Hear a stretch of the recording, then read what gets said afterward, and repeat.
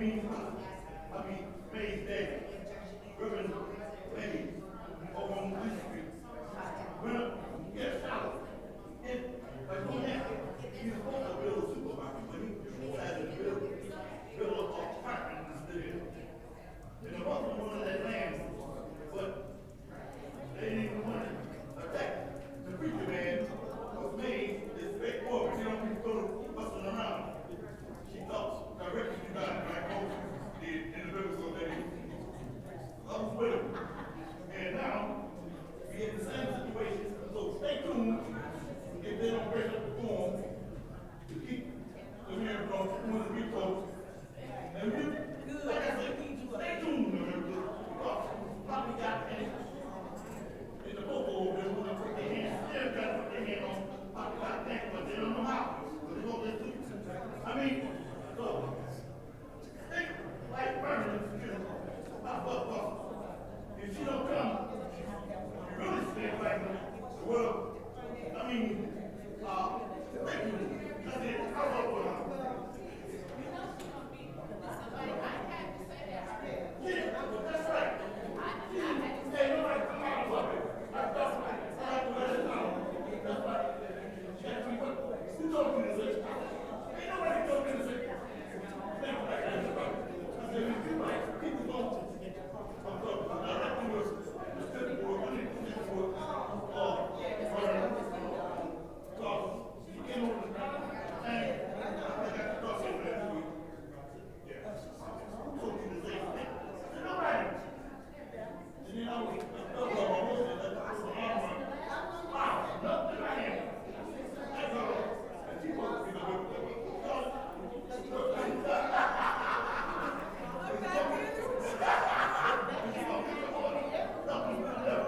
the green bill, and another thing, this Christian woman, Reverend Christian woman, guy, talking about people. The Brownfield, that Brownfield over there behind your foot, sir, it made this step. If somebody go up to there and throw cigarette on the ground, broke, and burn the building down, and it just happened. So by any means possible, we gonna get there. I mean, that's just like what the college train the pastors. And you know so well, they got the program in college where the mayor that is education from. Make a note for the mayor about education from people don't know. Look, the Muslims don't get there with they train their own people. But they have power to train people like people back in we can figure out how to beat up the city clerk and fire her to get somebody in the third seat. So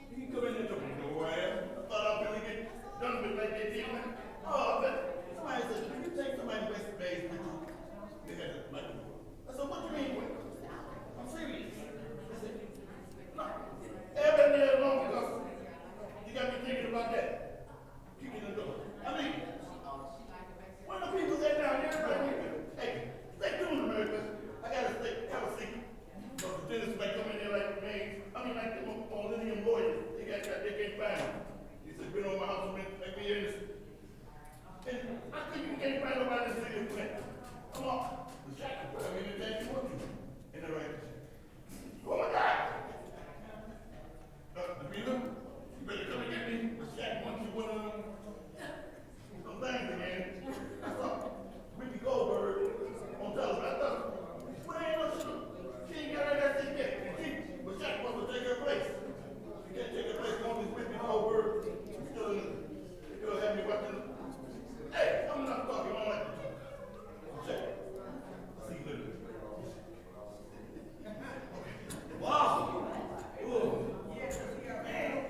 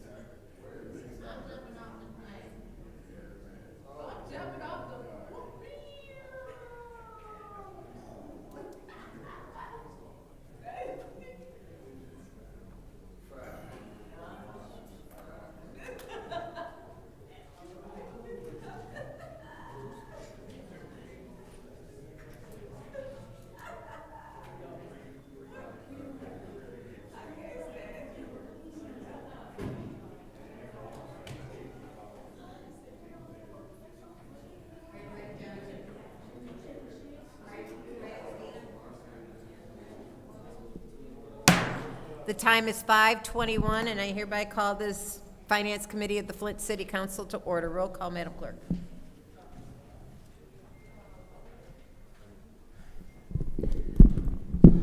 Mr. Alamin is not in. Dr. Lewis is not in.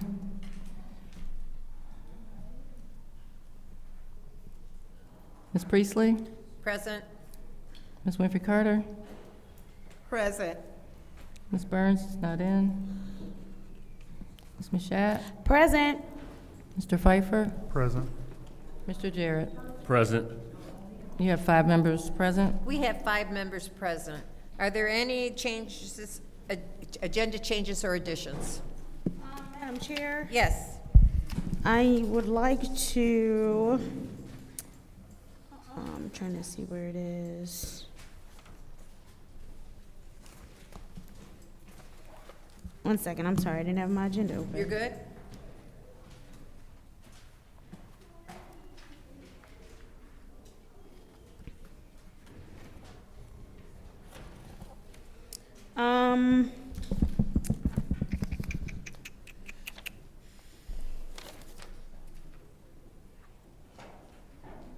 Oh, I don't see the resolution I'm looking for. Oh, wait, 250100-T. I would like to move that to the top of the agenda. I would prefer to move that after the Flint Commerce Center Brownfield Plan 240546.1, if that's okay with you. No. All right.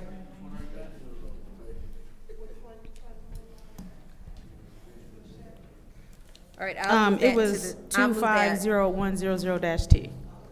Without objection, I'll move it up. Okay, it's now time for public comment. Just for your information, our timer is not going to be on the screens today. We are timing with phone. Members of the public who wish to address the city council or its committees must register before the meeting begins. A box will be placed at the entrance to the council chambers for collection of registrations. No additional speakers or slips will be accepted after the meeting begins. Members of the public shall have no more than 3 minutes per speaker during public comment with only one speaking opportunity per speaker. Madam Clerk, first public speaker, please. First speaker is R.L. Mitchell.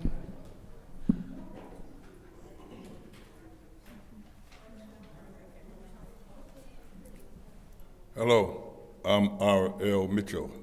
I live at 759 East Linden Avenue, by the graveyard over on the north side.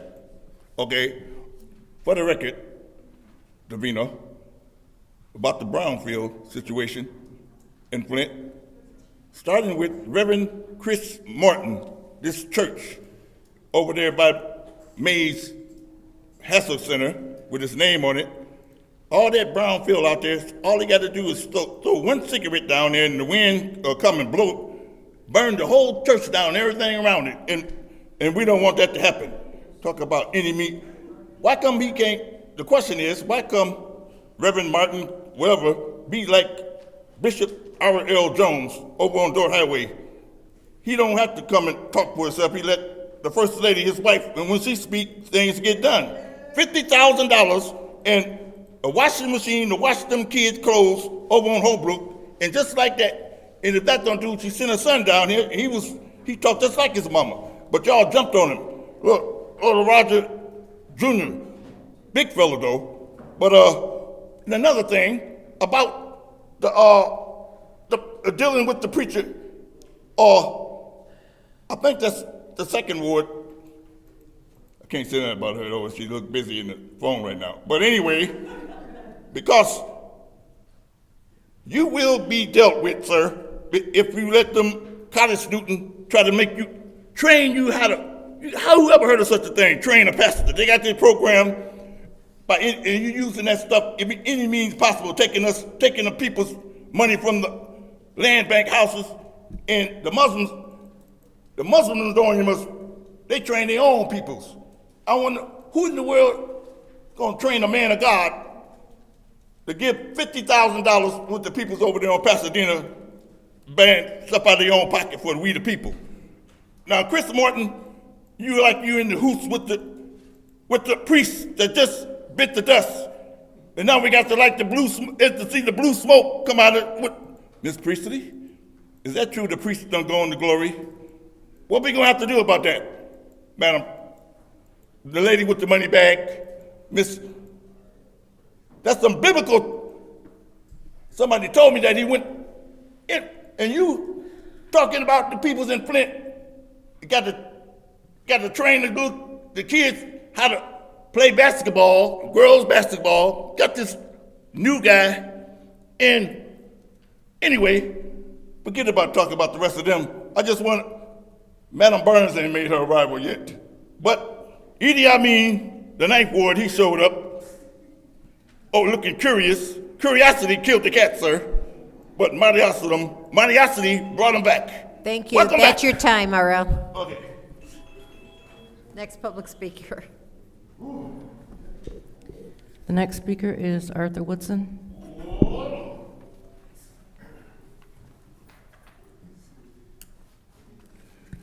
Good evening. Let me start off by speaking. Priority Waste is putting a recycle dump or a transition building on Dort Highway. You know, we have a lot of issues over there. I was over at the county when they had to vote on a letter of support to give to Priority Waste. And I remember seeing letter of support for the city of Flint. I don't remember seeing a letter of support come up here in front of council. The issue that I have is the fact that this transitional station, the cons are loud noises, trash, probably everywhere, probably don't know for sure.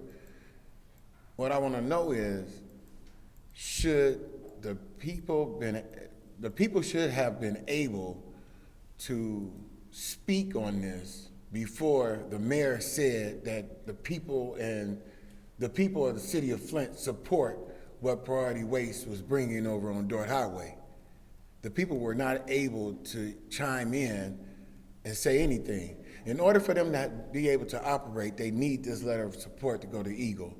And I think this is something that city council should look into, because the mayor should not be unilaterally sending letters of support to businesses saying that the people, the city of Flint, support this.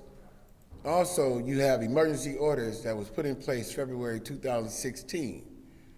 And we are still under EPA emergency orders. We have a communication meeting every other Thursday, and they are trying to pull these emergency orders without speaking to the people first about it. All these emergency orders was not fulfilled, and they will not speak to us about it because they said the city is confidential because of the city being taken to court on it. You all need to speak to the mayor and tell him that you all don't mind EPA Mike Harris speaking out loud about these few emergency orders that they need to take out.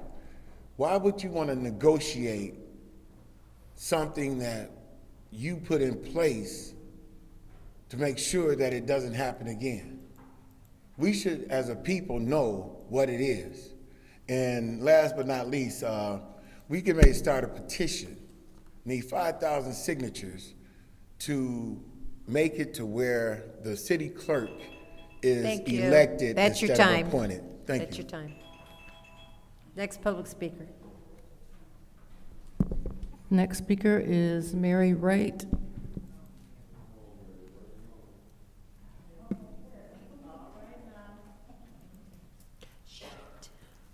Good evening. I'm in the 5th Ward, but the two things that I want to address today doesn't have a particular ward name on it. First thing is the property portal.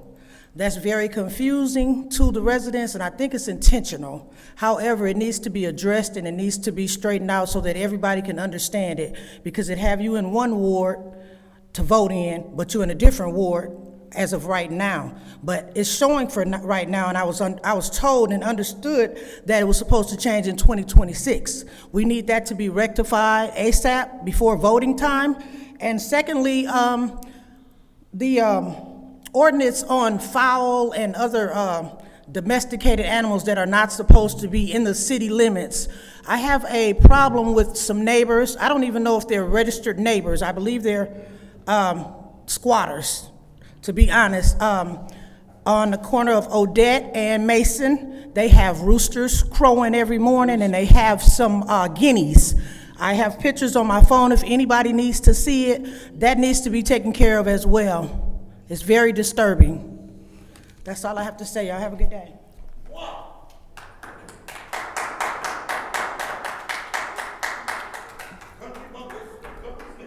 Next public speaker.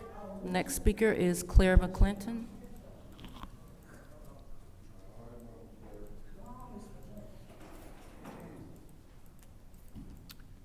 Good evening. A couple of things. I want to repeat what was said the last time I addressed this council. It's time for us to take the lead and not just be reacting. And again, I'm going to repeat, on February 26th, when Gleewood had their public meeting, one item was on the agenda, raising water rates, which we are in Flint customers of that, and nothing came from the council or the administration objecting to the rate hike. And then when the council did come out with this use ARPA money to mitigate. That's not the answer. You're responding and you're not taking leadership. You could have said something to stop the water rate hike. You made it sound like it was inevitable. It was not. The other thing I want to talk about is my neighbor just lost their home. We was all of us in the neighborhood was shocked. We don't know how it came about, but what I want to know is there still an effort or an intention among council members to look into the right of first refusal on these foreclosed homes? Something that was initiated by Councilman Mays and Councilman Pfeiffer. You was working with him on that, and I was wondering if that is still an option for people to recoup their homes. And it's just very disheartening that all of this is going on after $90-something million was sent here. And last but not least, I want to announce 11 years this Friday. 11 years of suffering, pain and suffering, 11 years of unfinished business, high water rates, unmet health care, unpaid settlement, and other unmet needs of this community as a result of the water disaster. All elected officials have been invited to come and listen, not talk. Listen for a change to the suffering of the people. Behold your people. You don't even know your people. When we come down here, we get shut down. So that's at 5:30 at UAW Local 659 this Friday. And I wish we was treated as good as Ashley Capital when they come down here. Mark, you get treated like royalty. Nothing you ask for is turned away. You didn't have to come down here and spend a year asking for home repair and rehabilitation, Mark. Bless your heart. That is your time. Thank you. I know it is. I didn't know if you could hear.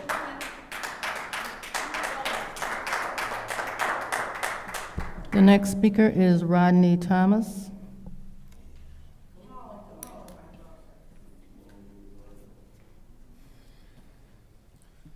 Hello, Council. My name is Rodney Thomas.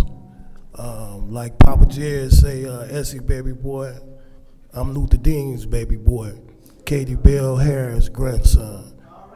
And so I'm still waving the flag. You know, this some nervous shit coming down here, but I feel I have to do my part. I don't want to come down here because it's like I say, this some nervous shit. And raise my blood pressure. I'm almost 60 years old. I really ain't got time for this. But I know we Flint strong and we can do this.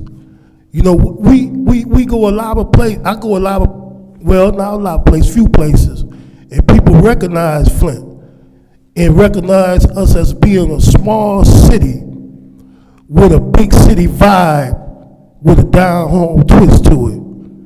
And we got to get back to that, you know, wholesome, you know, treating people, you know, like they people, especially our residents. Look like we got it backwards. Now we treating people from out of town better than you treat your residents. But I ain't gonna point no fingers because I ain't here for that. I'm here for us to lock arms and move this thing forward because we all watching, the streets watching. You know, and I come up under a lot of people who taught me that your word is your bond. And my people always taught me if you ain't got nothing in this world, your word will carry you. And, you know, people say a lot of things, but one thing I've learned in life, time tell a story of its own. You know what I'm saying? It ain't what you do, it's how you do it. You know what I'm saying? And all them old cliches, and I go on and on. From Papa Jed to Larry White to Maurice Davis, all of them. Come up under all of them. And when the neighborhoods was vibrant, we can get back to it. Hell, there ain't that many people left.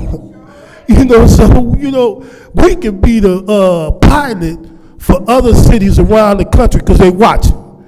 Because dig this here. When we was in that water crisis and they had the water pods up under Mayor Weaver administration, I was driving the trucks to bring the water to the pods. And they come all over from around the country want to know how we still rocking. You know what I'm saying? And we can be the pilot to show them we ain't out the game. But we got to get back to that and stop acting like a bunch of poop butts. Thank you.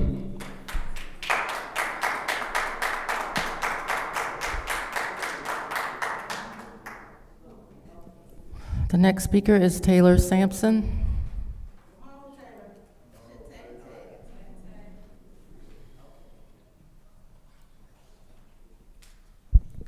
Taylor Sampson, 8th Ward resident.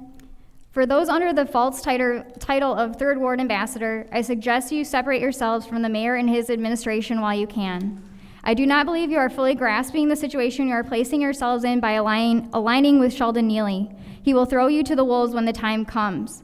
When the investigations start, you will be complicit in the inevitable charges that Flint's elected officials will be facing. You may not see it, but you are partaking in political gaslighting as well.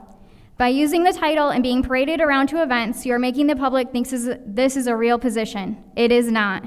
This position is not anywhere within the City of Flint's governmental structure. It is not listed in the city charter, and this position was never approved by the City Council. Residents of the 3rd Ward, please listen when we say this is something the mayor is falsifying to ensure he remains in control.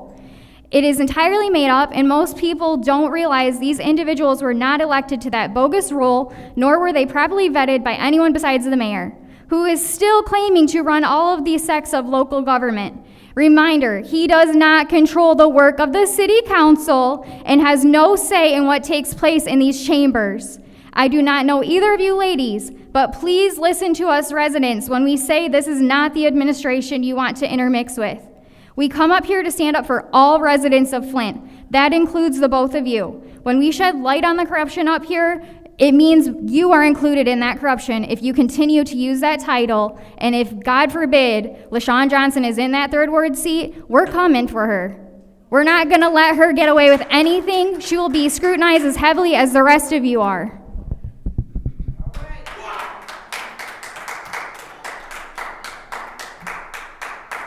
Next public speaker. The final speaker for this meeting is Allison Montgomery Littlejohn.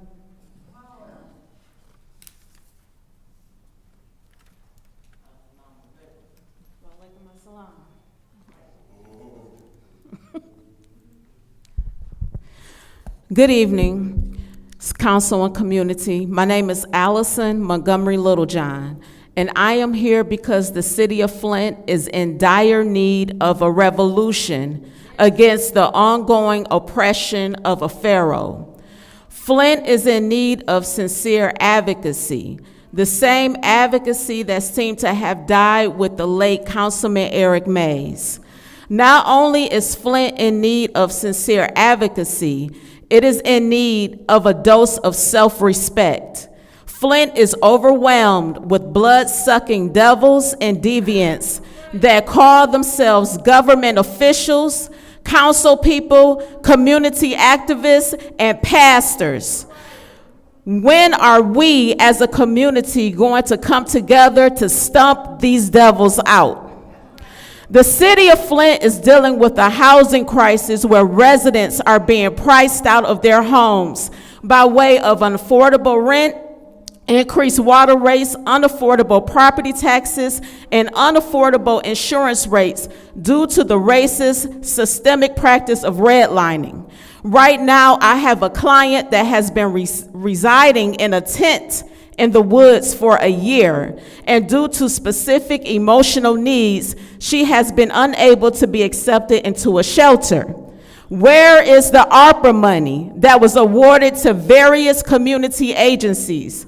According to some of these agencies, they have yet to receive what was awarded to them and are unable to assist Flint residents with rental and utility assistance. Council members, where is your Christianity? Where is your Islam? Where is your humanity? How many more time will the city council allow the chief of police to play in your face about creating a safety plan? When will you bring forth resolutions to address the pertinent needs of the people? When will you bring forth subpoenas to question the corrupt and criminal behavior of city officials and your colleagues? It is time to stomp these devils out of our city. And some of these devils are up there with y'all. Ain't no alleged bad and ain't no alleged good for. Y'all are starting to blend together. I'm looking at Winfrey Carter, I'm looking at Pfeiffer, and I'm looking at Jared. You are my last hope. Y'all need to come forth with some fire, with some fight. Fight these devils. Name them. Don't be scared. Stand up. We need y'all. We need leadership. To hell with these devils. Thank you. Madam Clerk, that was the last speaker. Yes, that's the last speaker. Okay. It's now time for council response. Council members may respond once to all public speakers only after all public speakers have spoken. An individual council member's response shall be limited to 2 minutes. I'm going to go ahead and give Clerk Donahue 2 minutes, and then we'll go ahead and do ours, or however long she needs to say. Thank you, Madam Chair. I've asked Ms. Priestley to allow me to respond to one of the speakers and the confusion about the property portal in relation to the Third Ward situation, and I think there's some confusion as to how this is all operating. So a lot of people talk about 2026. The city charter, the new charter was adopted in 2018, and in that charter, the Charter Review Commission decided that they wanted to have the terms of the council and mayor run at the same time as the governor's election would be on even years. And so Section 3-102 speaks to commencing with the election in 2026, that council members will serve a period of 4 years. In order to do this, at that time, they had to have the mayor's term be a 3-year term and the council member's term a 4-year term. Section 9-102 of the charter speaks to the first primary election, general election for the council under this new charter would be in 2021. And it speaks to that 5-year term for council. And commencing in 2026, the voters of the city shall elect the mayor and council in the primary and general elections held at the same time as the primary and general election for the governor for a 4-year term. So that's where the 2026 comes up. So every 10 years, the census comes out and the ward boundaries are dictated on those census numbers. The census numbers would have normally been sent to the clerk in 2020. But at that time, we were under a pandemic, and the census figures did not arrive before. They would normally come that spring of the odd year, 2021. Council would adopt a resolution at that time, but they didn't. The election was held in 2021 based on the population figures from the 2010 census, because we hadn't received the census figures at that time. Once the census figures did come the following year in 2022, the city council adopted a resolution restructuring the ward boundaries. That resolution was legally adopted and it was undertaken, and those are what we are calling the new ward boundaries. Those are the boundaries that are in the property portal. Those are the boundaries that are on MVIC. Those are the current boundaries for the council members. What should have happened at that time when that resolution was adopted, it should have said to take effect in 2026, but it didn't. But that doesn't negate what was legally adopted. So that's why the property portal has different wards listed. However, when it comes to a vacancy that occurs in the office of the mayor or the city council, per Michigan election law, you have to, a person will be the replacement or the elective officer that will fill that vacancy has to be elected under the district boundaries for which that person was originally elected. In other words, we have had 4 vacancies since 2021. One was a resignation. Another was the Ninth Ward council member who did not decide to participate in the recall. And unfortunately, we had 2 council members who passed. Every time we've had an election or an appointment to replace those vacancies or fill those vacancies, those members, the people that can sign petitions, the people that can hold those offices, all fall under those old district boundaries. So that's where the confusion comes, and that's why we speak to the old and the new. So the property portal is right. When you check MVIC, it's gonna tell you your new ward boundaries. When we sent out voter registration cards early last year in 2024, it had the new ward boundaries because those are the boundaries under which the residents are currently. It's only in special circumstances, for example, when there's a vacancy in the office of the council, that those elections have to be held under the old ward boundaries. It's important to note also that it does not follow the voter, it follows the address. So if your house, if your address is in an old district, then you qualify to vote in, for example, this 3rd Ward election. My office sent out a postcard recently in the last month to everyone that's in every address in the old 3rd Ward and the new 3rd Ward. And basically it just reads, special elections for Flint City Council vacancies must follow the district ward boundaries that members were originally elected to represent. Only voters who currently reside in the old 3rd Ward district are eligible to vote in the special primary election. If you are unsure whether you live in the old or new 3rd Ward boundaries or have questions, please call the city clerk's office. So if you were to go to MVEC, unless a lot of people know, they know where they were before, they know where they are now. If you have any questions, I would ask everyone to please call the city clerk's office at 810-766-7414. We can look on the qualified voter file through the Bureau, and we can tell you exactly where you are now and if you qualify for this election. And also as far as absent voter ballots, I know there was some confusion about that. Some people are on the permanent ballot list. Those people who are qualified for the old 3rd Ward districts, we have mailed out those ballots. We've also mailed out applications to everyone who's on the permanent application list. If you know that you are in the old 3rd Ward and you haven't received your ballot, please call the office so we can remedy that situation. If you have not received a ballot, it could be possibly because you're not in the old 3rd Ward. So again, if you have any questions or concerns, please call our office so that we can help to remedy that situation.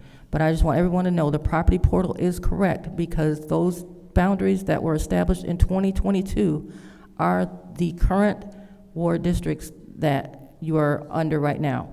And I just want to point out too, Councilman Pfeiffer asked in a meeting before, which ward do the council members represent or serve? And it is very confusing right now because we are saying that you were elected under these old districts.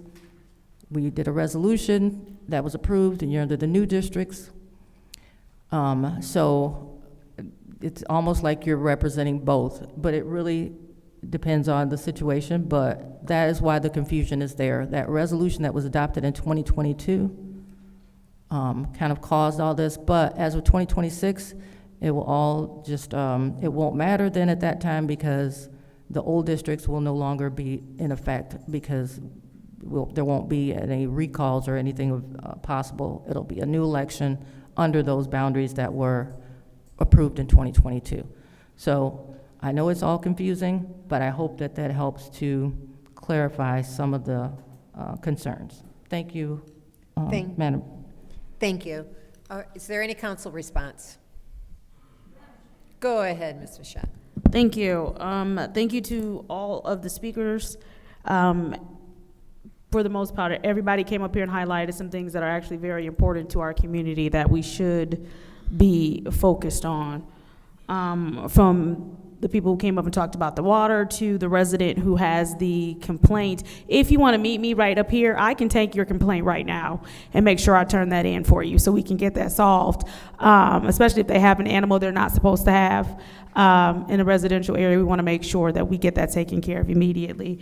As far as anybody who has still not received ARPA money or ARPA contracts or anything of that sort, anyone that I knew had that complaint, they called. So basically, after we approve, it goes to the administration to handle. So there are certain things we will not know if you do not tell us. If you're having an issue with a contract, or you feel like it's stalled, or you need help or answers, whether you're an organization, a neighborhood group, or whomever that received ARPA funding, if there's still some concerns that you're having, feel free to contact any council person, and I'm sure none of us will have an issue with reaching out to figure out where you are in that process and why you may or may not have received your funds yet. But I want everybody to be clear that after we've approved the ARPA money, it then goes to the administration for them to get the contracts and get you on your way. So if you've not received a contract, or you're waiting on whatever so that you can do a service for the community, which we approved it for, then please make sure that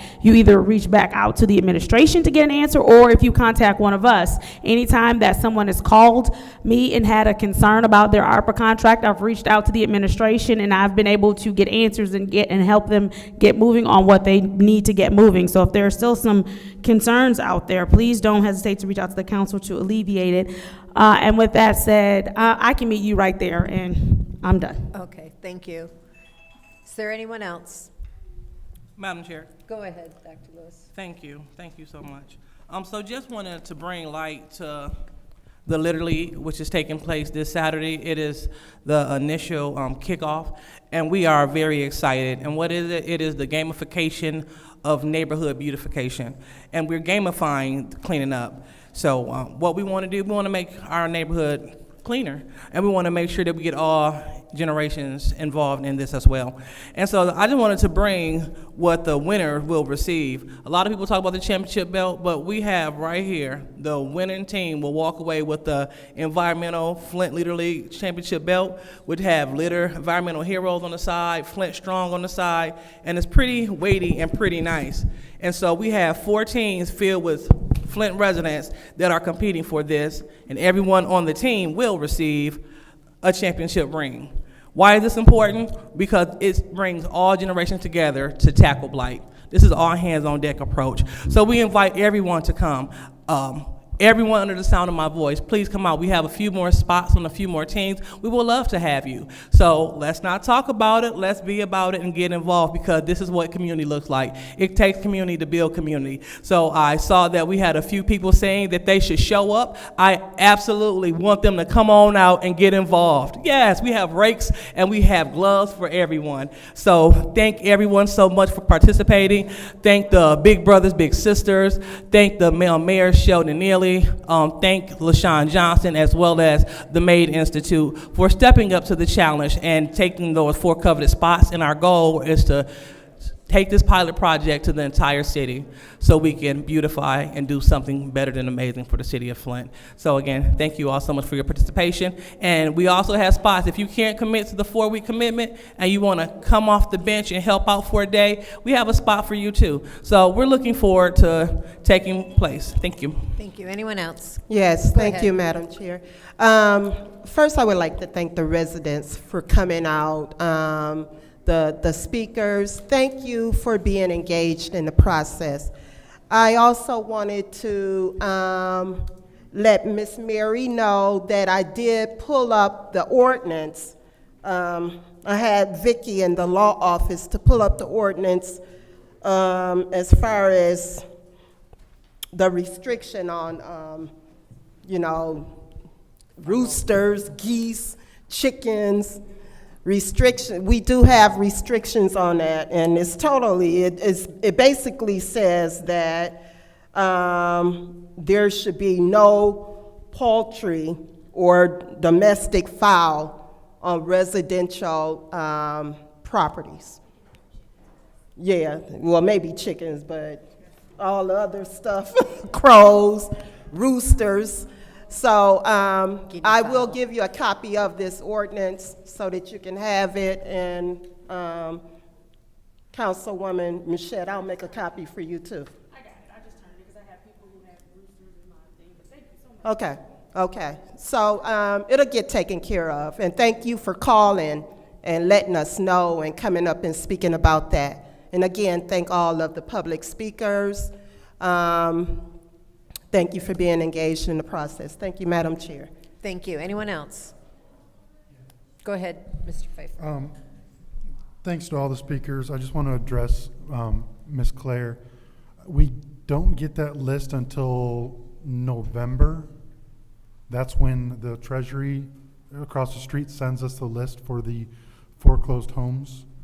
So, but it takes 5 votes and 6 if the mayor doesn't want it. So, if the mayor vetoes it, then we need 6. So, we'll see what it comes on in November. But I think we saved 100 last year. I don't remember the number. Yeah, we saved a little over 100 when Emily was still here. I don't know what the status of those homes are. I will inquire about those status of those homes that we did save. I don't know if anything's happened since Emily left, but November is the next list that we will get. So we'll see about what happens then. Thank you. Jonathan? Okay, I'm going to take my time. Ms. McClinton, you and I talked, and I already gave you my apologies that I wouldn't be able to attend Friday night, as I have a prior engagement.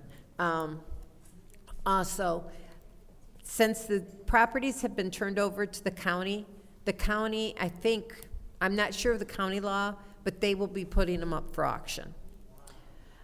She might want to go ahead and contact Sam Muma, over the county treasurer, and see what can be done and what the next step is. And then when it comes back, we can look, as Mr. Pfeiffer said, in between that time. Also, I want to, guinea fowl and roosters? Absolutely not.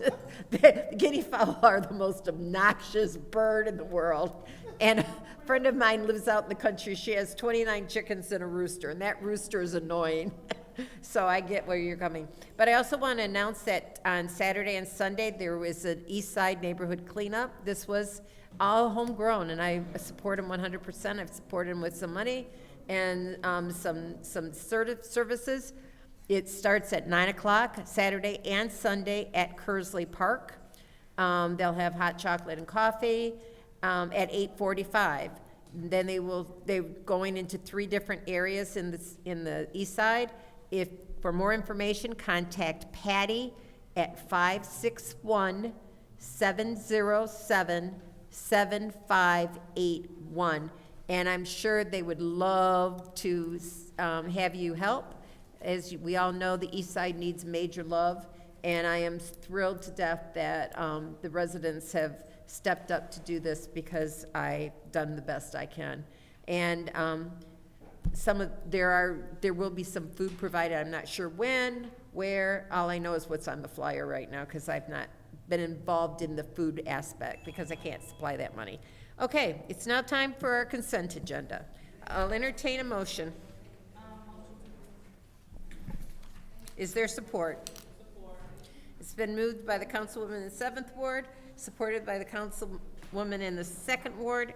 Are there any separations? Madam Chair? Yes. We need to separate 250087, which is the reallocation of ARPA funds to Tapology, and reason being, they were not able to be notified to be here tonight, and so I would like to separate that. And then we also need to separate resolution number, it's the music one, and I'm trying to find it, sorry. I have just a second. I'm gonna go back to- Is it 8-3? Thank you. Thank you. Resolution 250083-T, which is the reallocation of ARPA funds for the Flint Institute of Music, because they had a meeting tonight and so they couldn't be here as well. And so I want to separate both of them because I'm going to ask that they both stay in committee when it's time to get to them. Okay, any other separations? Madam Chair, Go ahead. 240546.1, Okay, 250080, okay, 250100, okay, page 4, 250122, okay, 250123, page 5, 250125, page 6, 250130, just a second, I gotta flip the page. 130? 130, Hold on, it's stuck. Okay, and then the final page, 250131. okay. All right, any other separations? Any other separations? Last chance.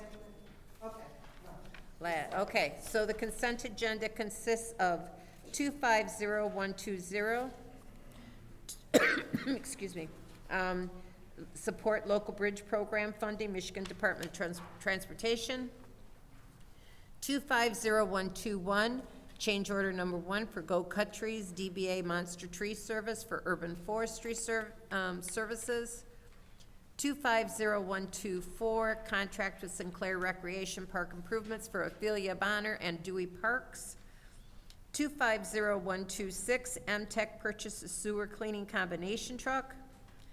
250127, opioid settlement fund, fire and safety and rescue equipment, Flint Fire Department, that's an ambulance. 250128, third quarter budget amendment. 250129, contract with ServPro Residential Facade Improvements, the Choice Neighborhood Critical Community Improvement Program. This is the vote to send to council.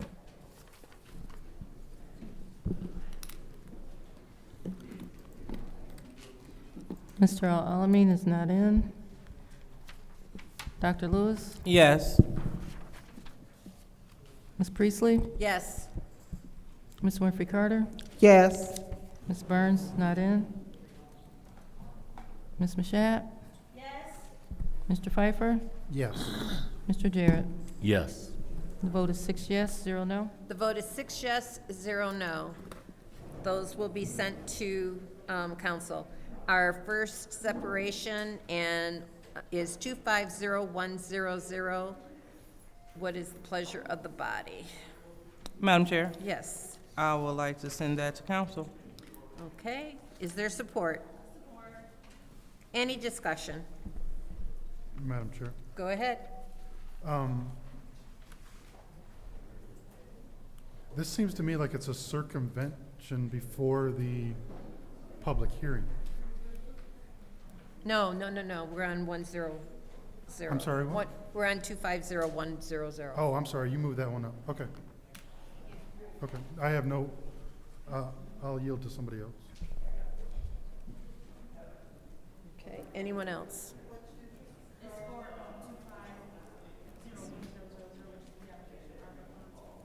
Youth job. That's why we need to say the whole thing when we're doing it. This is resolution 250100, which is reallocation of ARPA funds, youth job training, City of Flint second clean and safe summer program. Madam Chair, I will take the floor then. Okay.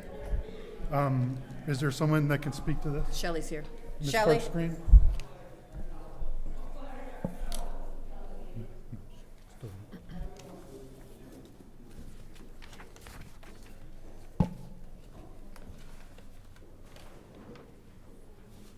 Madam Chair, since we can't see our clock, is there a little leniency? As soon as, when it beeps, we'll give a little bit. Okay. Because we're short a computer. Ms. Parkscreen, did you have the name of the organizations that are going to get this yet? I don't. No? Okay.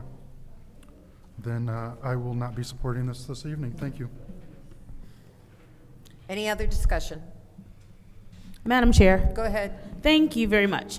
Hi, Ms. Sparks Green. How are you this evening? I'm good. How are you? Good, doing well, doing well. So I do want to say, the reason this is super important is because we were able to see how much it impacted families last year, as far as providing income for youth, and then as far as providing them something to do to keep them safe. I do recall that there is a story about two family members who both applied for the program. Only one of them made it, and unfortunately, the one that did not make it had a tragedy. Yes. And while we can't say for sure whether or not this program could have helped, I think it is a good inference to say that this could have made a difference in their life had they been able to have an opportunity to have access to a summer job and summer activities like their sibling. Yes. And so I do want to support this because we do have families that come up here all the time and say that their children are in need of something, that they would love some help and support from the city to help keep their kids safe, to give the kids something to do.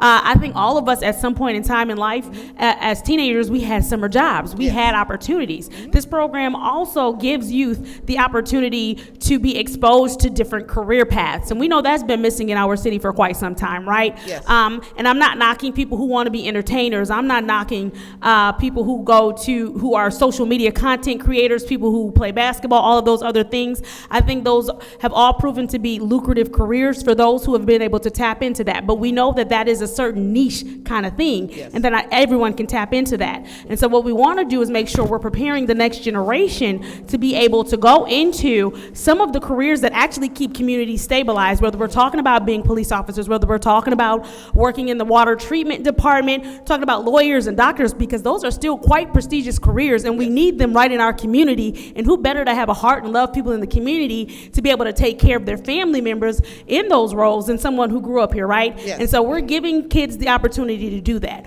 Now, it is my understanding that the way that this is set up is that in order to be able to invite programs to participate, you first have to make sure you've secured the funding so that people don't already start making plans and make their way or start counting money that doesn't really exist, because you did reach out to different nonprofits who can't afford to make preparation for something and then take a hit if it doesn't happen. Yes. So I do understand that you're being conscientious of that for them. And I will support this, knowing that the same way that you were prepared and ready and you had job sites last year, I trust that you'll do it again this year. You've shown us that you are a professional, and you've shown us that this program works, that the city was able to run it well, and it provides excellent opportunities for you. So I do thank you ahead of time, and I also understand where you're coming from of you need to make sure that there is going to actually be a program before you start reaching out to people for the program. So I will yield my time in the first round, and I'll see you again in the second. Okay. Thank you. Thank you. Thank you. Anyone else?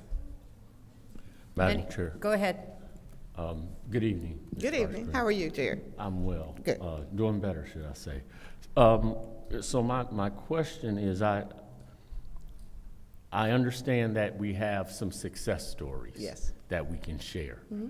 Do we have reporting? Yes. That can be provided? Yes, we do. For us? Okay. Mm-hmm. How would we go about getting that? I can just send it if you like. Please. Send it to Davina and she can send it to everybody. Is that okay? Please. Okay. I would like to begin to see the reports out. Okay. On the impact of the funds, how the funds were utilized, and ultimately where they wound up going. So that's going to be helpful to me in moving forward with this and Yes, so we have a financial report and we have the written report. I'm sorry? We have I'm sorry, let me lift this up. We have a financial report and a written report, so I can get them to you. One that account for I think we did 200,000 last year? Yes. Okay, and it would account for all of that? Yes, it does. Wonderful, thank you. When? I can do it tomorrow morning. That would be wonderful. Okay.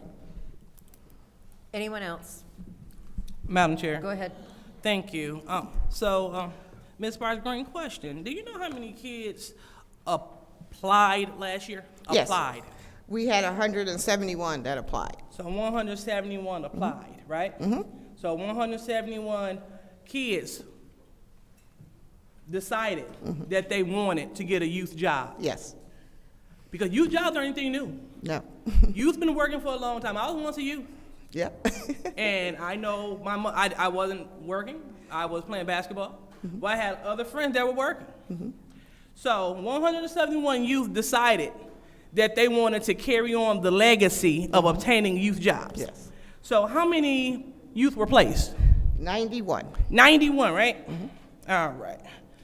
So let me take out the old trusty dusty calculator. So 171 kids said, hey, instead of playing sports, instead of running the streets, instead of playing video games, I want a youth job. 171 kids said that, right? Yes. Okay. So then the city of Flint came back and said, we only have funding for 91. Yes. Okay? That what I'm hearing? So with 91 carry the and that, all right. So it looks like we have 80 kids that were left out. Yes. 80 kids that had to find alternative plans instead of working. We had 80 kids that had to try to find something positive to do with out of school time. We had 80 kids that went without money for the summer. Yes. 80 kids that were not able to save up for school clothes or whatever they wanted to purchase, right? We had 80 kids that were not able to help out with bills around the house. Yes. We had 80 children, youth in this community, which we say are the future, Yes. which we say we care about. 80 that were not able to receive positive mentorship.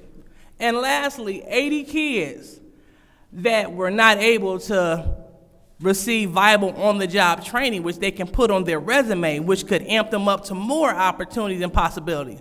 So is that right? Yes. All right. So 91 kids received it, and 80 did not. Just wanted to make sure I was clear. So, we can't complain about youth getting into trouble and mischief when we're not doing all things necessary to prevent that. Now, I do understand that this is not the end-all, be-all answer because there's many layers to this onion. But what I do, being raised on the north side, coming from a blue-collar family, I understand that this is very important. And this could change the life of many people. It could also save a life. Yes. I was told, I don't know if I shared it here, but I went to church one Sunday, and this lady, she had a few children, and she got word that her house was shot up while she was at church. Thankfully, no one was home. But the unfortunate part is, no one wants to have their house shut up. But I am grateful that she was not there. Where am I going with that? Having a youth job, being out of a toxic environment, it might not be that youth that's acting up. It might be someone in the household. But removing youth and putting them in a positive space is what we signed up to do. Yes. And so what I don't want to do, I don't want to come up with excuses why not to fund it, because I've seen it with my own eyes. So a young kid, 18 years old, just got murdered a few weeks ago. That could have saved a life, could not, I don't know. But I don't want to roll the dice and have my hands dirty because I didn't do all things necessary from my seat, which could save a life. Yes. I don't know what kind of report is needed. I don't know what kind of testimony is needed. But if we know that youth jobs have been working for the last few decades, I'm quite certain that they will continue to work for decades to come. So I would like to compel my colleagues, let's think outside outside the box. Now, thank you. That's my time. Thank you. Ms. Winfrey Carter? Okay. All right, I'm going to take my time. So, Shelley, Why do we not have a list of agencies? Well, we don't have a list of agencies because we don't have funding yet. And it takes a lot of work to put the program together. But I have been calling other agencies that have youth job training, like Youth Quest.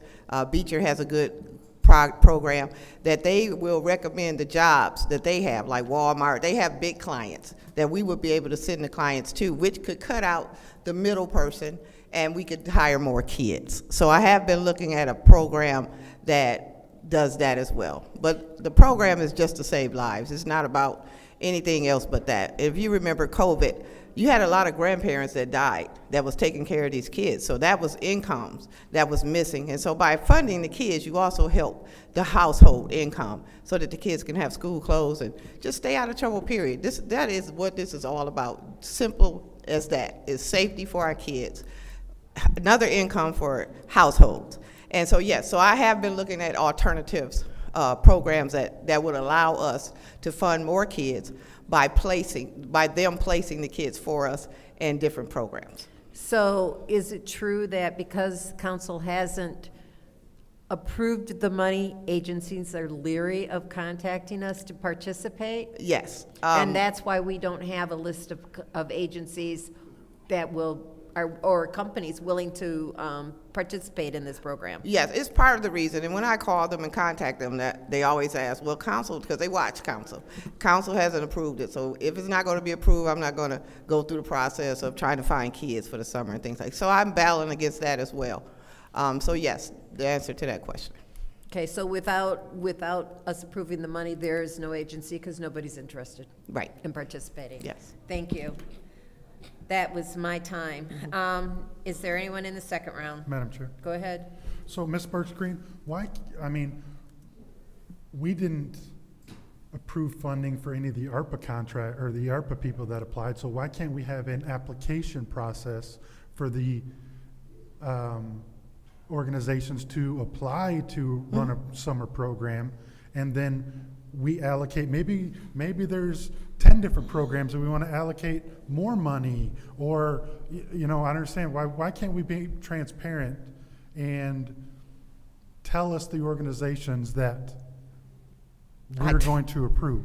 I'm very transparent. I don't have any yet. So I'm looking for alternative organizations because the organizations don't want to sign So why up. can't you have an application process? Nobody wants to do We do have an application process. Okay, so who has applied for an Nobody's application? applying for it yet because they watch the council meetings and they say the money's not there, so they're not going to waste their time filling out the applications. And that's honest to God. That's what's happening. We have applications for almost every program that we run. Yes. But this program, nobody wants to apply? Not yet. I got a hard time believing that. Okay. Hard time believing that. All right. I'll yield. Okay. Any other discussions in the second round? Madam Chair. Go ahead. Thank you. I don't have a hard time believing it because people are tired of their time being wasted. They come here to get approval for funding, and people get up and purposely break quorum. Who wants to keep coming here when business is not being handled? And then, what you need to know about nonprofits, they got to have people to pay and do, and so all that matters. It's just not you just jump in and you're working the next day. It's systems. You got to have people in place. You got to have people that are going to watch these people that are working, these young people. And so seeing this tomfoolery that we continue to give to the city, people don't want to be involved. Now, what I don't want to do, I do not want to be dipping in the administration business because it's not my job to handpick people for you. It's not our job to do that. And it's not our job to hold up the process because we don't like these organizations. It's all about, are you doing the work? If you're doing the work, let's get the work done. Now, if my colleagues have suggestions, I compel you to give them to the administration. But otherwise, let's not hold up something good because we got lives on the line. It's getting hot outside, and in the north side, when it get hot, bodies drop. Young people walk around in masks with nothing to do. So let's stop playing games with people. This is our reality. And I want my son to be able to play outside. I want young people to be able to enjoy where they stay. And to hear people playing games, it's disheartening. So hope you have my full support. I hope we can get it done so we can get jobs popping, because school is out June the 6th. Let's get this going. We're holding things up. That's less than 30 days almost. What are we doing? Thank you. That's my time. Thank you. Anyone else? Yes, Madam Chair. Yes, second round. Yes, Go Madam ahead. Chair. Go ahead. You know, it's funny, I find it very interesting that the mayor did a press conference talking about this summer jobs program. Well, wouldn't you think that before he do a press conference, he would get the approval from council first? And then you do a press conference talking about the summer program that you're gonna bring to the city. Look, I will not be voting for this. I have put this on the record before. Until I know what organizations are going to host the youth and what organization is gonna oversee it, serve as the fiduciary, then I will perhaps vote for it. But tonight, I'm not going to vote for it. Thank you. Thank you. Any other discussion? Madam Chair. Go ahead, Mr. Jarrett. Okay, I guess my first question, after hearing Councilwoman Winfrey Carter, the city is not going to oversee this program, or are we? We do oversee the program. So but we're going to be the fiduciary, or no? No, we have to have a fiduciary, because if not, we'll have to have 91 or 100 kids, how many ever we get, on our payroll. And the finances and the financial is not willing to do that. So that's the reason why we have a fiduciary in the first place. But we do oversee the fiduciary and the project. Okay. So the city itself doesn't really, we don't facilitate, or the city doesn't facilitate to ensure the quality of the learning that the students receive? Yes, we do.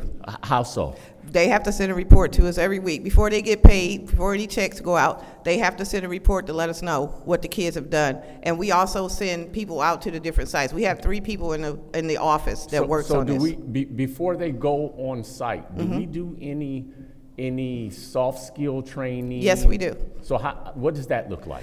It's, we call them all in. Before we get started and the organizations are picked, we call them all in and we have a meeting with them. And we let them know that this is not just a regular summer job program where you just send somebody out to pick up trash. They actually have to learn business skills or some kind of skills on the office.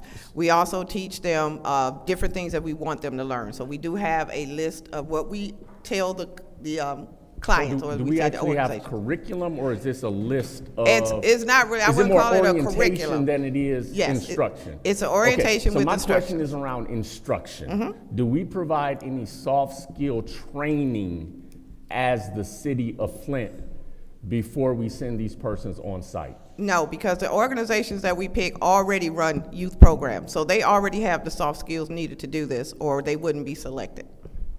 They have the soft skills, but outside of, okay, I'm an able-bodied youth. I come to your site ready to work. Is it just that I'm going to work? Or is there some type of pouring into me that allows me to have skills outside of a physical skill to pick up a shovel and dig a hole? Yes, there's an orientation for the youth as well, that we teach them what they need to be thinking about, what they're learning, and so it's a whole process, and that's why we don't do it before the funding, because it's too much to do to say no. And then question as it relates, you made mention to partnering potentially with like a Walmart. Yeah. Would it be to the city's benefit to maybe think about doing not orientation, but soft skill training in preparation to have persons to go out?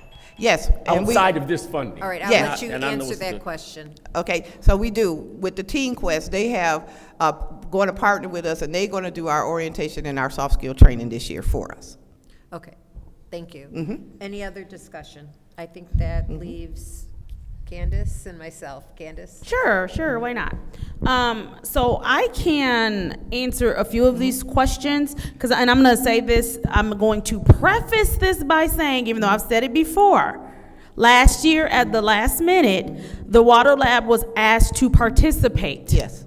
We did not receive funding. We didn't receive a dime. No. We took students on at the expense of the lab because the city said they ended up having more people than when we did it the second round, whatever Yes. you all had going on the second round. And so we took on, 5 students. Again, the lab did not receive a dime. The lab did not receive a dime. The lab did not receive a dime. The lab did not receive a dime. No. We took them on at our own expense. And even though we weren't getting any of the costs, we still had to fully participate in the program. And so what we had to go through was the lab itself. We had to go through the city's orientation with the fiduciary that was in place. So there was training that each job site had to go to in order to be a job site. There were expectations laid out. There were plans that we had to present and have for the city. Then before the students could come, the students and their parents also had to go to a separate orientation. And then the city required, before they worked at our site, that we also then had to have our own orientation with the students and the parents. So there were several steps before this. There was a list of things that they expected the students to know by the time they left all the programs, whatever your program taught. There was a list that the city expected them to have in line. There was also a curriculum or a soft curriculum that we had to present. There were also, in order to answer your question, soft skills also had to be taught. That was part of the requirement. We had to have at least 2-3 days where we talked about job interview skills. We talked about handshakes, all that basic stuff. Even though that's not what we teach at the lab, we had to go through that training. We had to do it because it was a part of being a part of the program. We had to do customer service. We had to go through all of that and also still go through our own curriculum, had to do evidence-based. Like she said, they came around. There were no warnings. They came around to everybody's site. There had to be reports before we could turn in any, because the city took care of all the payments too. So I want to be clear. Lab didn't even pay anybody either. We had to turn their timesheets into the city because they worked for the city, in which the lab didn't get a dime. I just want to make sure as we do sound bites, the lab didn't get a dime. But we had to turn in those timesheets, and before we could turn in those timesheets, we had to explain. They had to go over what they learned. Luckily, the lab does weeklies anyway because, like you said, we already work with youth. All of the organizations already work with youth. I do also understand, because remember, Ms. Sparks, what you're saying, remember part of my apprehension, one, not only because I didn't want the lab and the city to be conflated, but also same thing of, well, you don't even know if you're gonna have this money, or you don't know if you're gonna be able to do this. And so what happens is, somebody signs up for this, we then take that on at our expense because these kids are expecting these jobs. Thank you. Thank you. All right, that. Do you want to just say one more sentence there? One sentence. Thank you. So I do understand people not wanting to sign up if you do not have your money in place, because it costs a lot as far as company time, getting people in place to work with these kids, and then those organizations who did get money, which the community lab did not, they are counting money they then don't have that you don't even have. So I do understand people not wanting to sign up until they see you have that money. That makes sense. That was more than one sentence. Long run. I was thinking that as well. Okay, so I'll take a few minutes.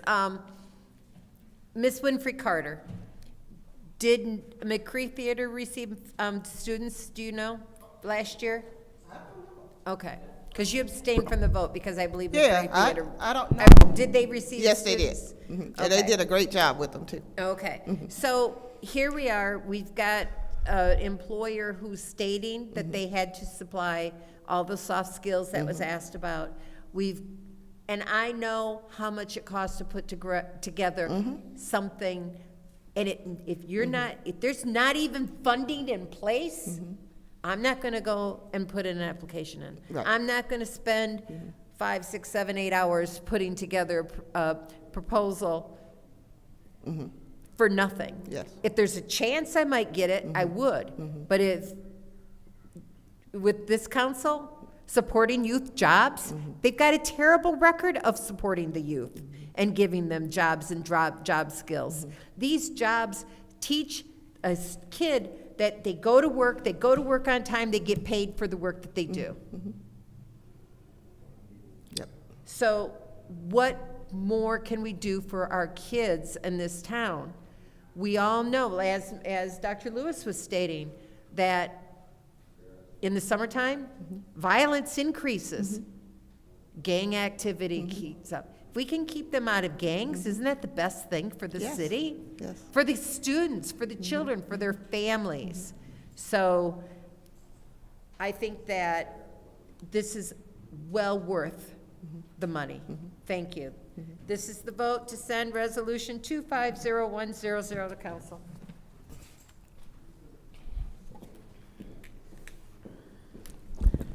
Dr. Lewis?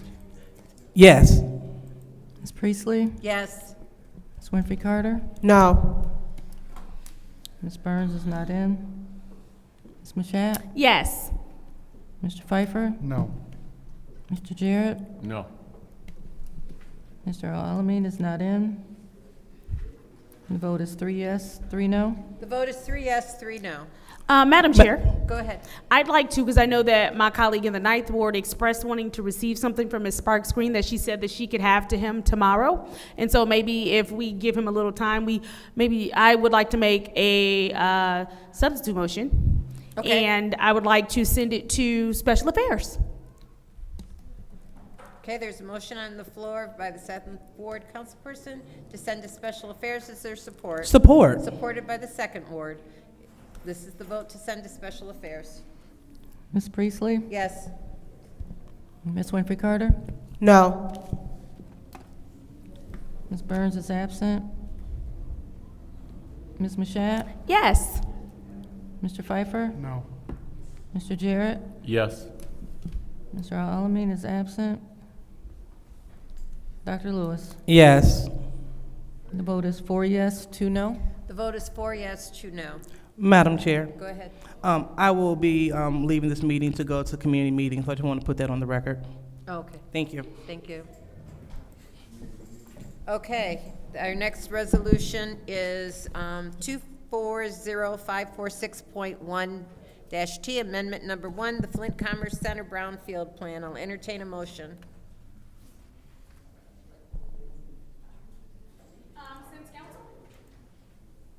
Is there support? Is there support? I'll support that motion. And without objection, I will allow Mr. Quimby from Ashley Capital to, you have a presentation that you wanted to throw up on the slides so that we could look at it first? Point of order. What's- That's not how we do things. All right, there is an objection. Okay, is there any discussion? Yes. Go ahead. Mr. Quimby, can you approach?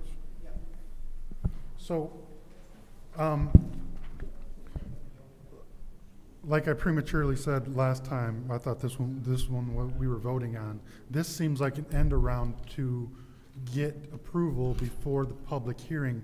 So what exactly is time sensitive that you need this approval before the public hearing?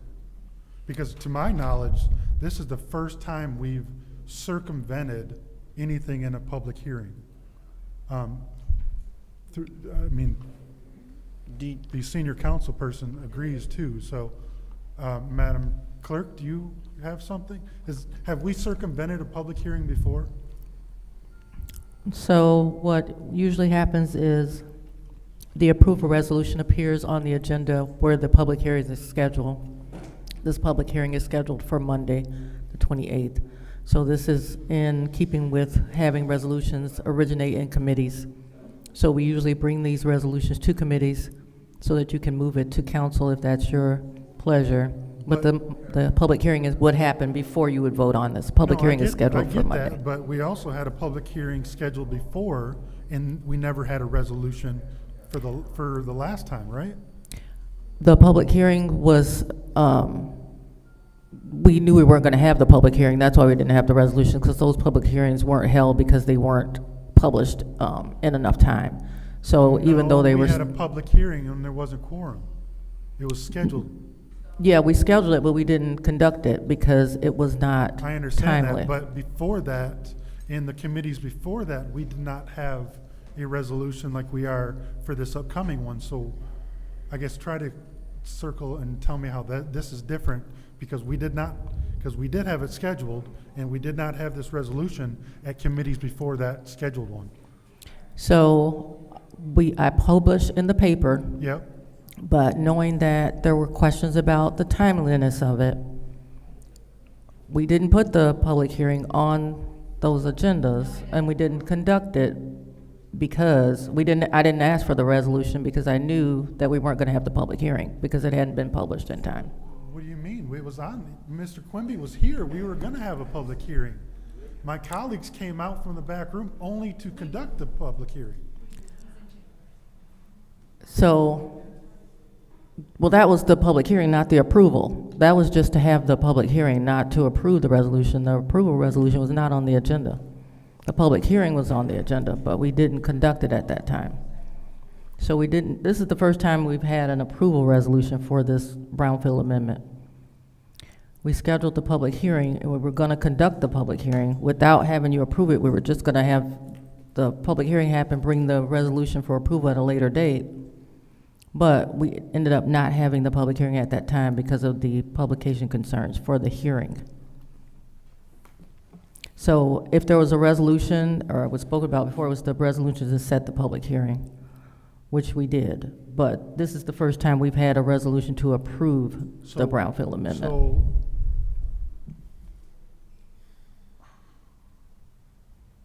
to me, this is not the way we have done any of these before.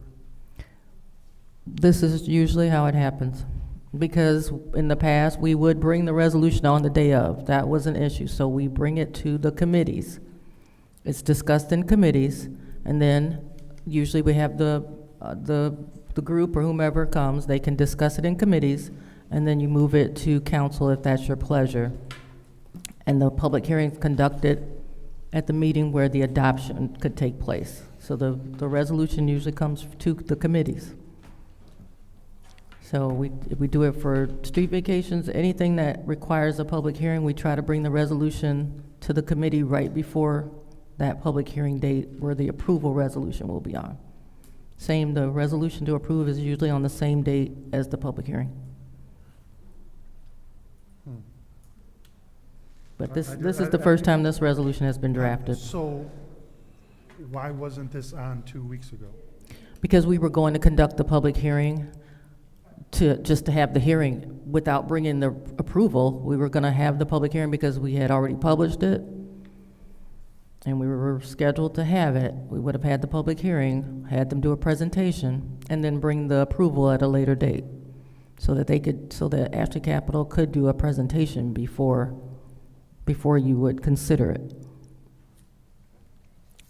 But this is the first time that this approval resolution has been on an agenda. Okay. Any other discussion? Any other discussion? Go ahead, Mark. You wanted to give a little bit about why this is changing and everything? Oh. What? I asked twice before I took my time. Okay. I'll give up my time for you if you want. No, I'm okay. Go ahead, Mark. Thank you. To answer your question, Dennis, I'm also confused. Normally what happens with Act 381 for brownfield plans is that, you have a public hearing and a resolution the same night. Because the city has committees, and I believe this is what happened on the first brownfield, as far as I remember, we did, because this is an amendment to that original brownfield plan. And what I recall was that we did have the public hearing and the vote to approve at the same council meeting, which was in the county chambers. And then we had a presentation at the finance committee before that. But I'm still sometimes confused on the way things come and go. And I thought the resolution was going to be on the previous meeting. I didn't find out it wasn't until I got here. And then it was just the public hearing and my presentation. But then neither happened because, the quorum didn't happen. Oh. Yeah. But as far as what this is, so this is a Brownfield plan amendment. So this is amending the originally approved Brownfield plan. And you need to amend a Brownfield if you add money or add land, because you're adding parcels. What we're doing with this plan is we're adding additional parcels that we've bought because we can't combine them unless they're all in the same plan, which we need to do for site plan approval. But we're actually reducing the Brownfield budget. So the original approved amount was 72.9 million. What we've done is we've added in additional activities related to building 2, which is the additional land that we added, but then we're subtracting out additional grant funds that we received that was 5.9 million. And so the total Brownfield plan amendment is adding in additional investment and additional land, but it's actually reducing the Brownfield capture from 72.9 million to 71.8. What's your request? Yes.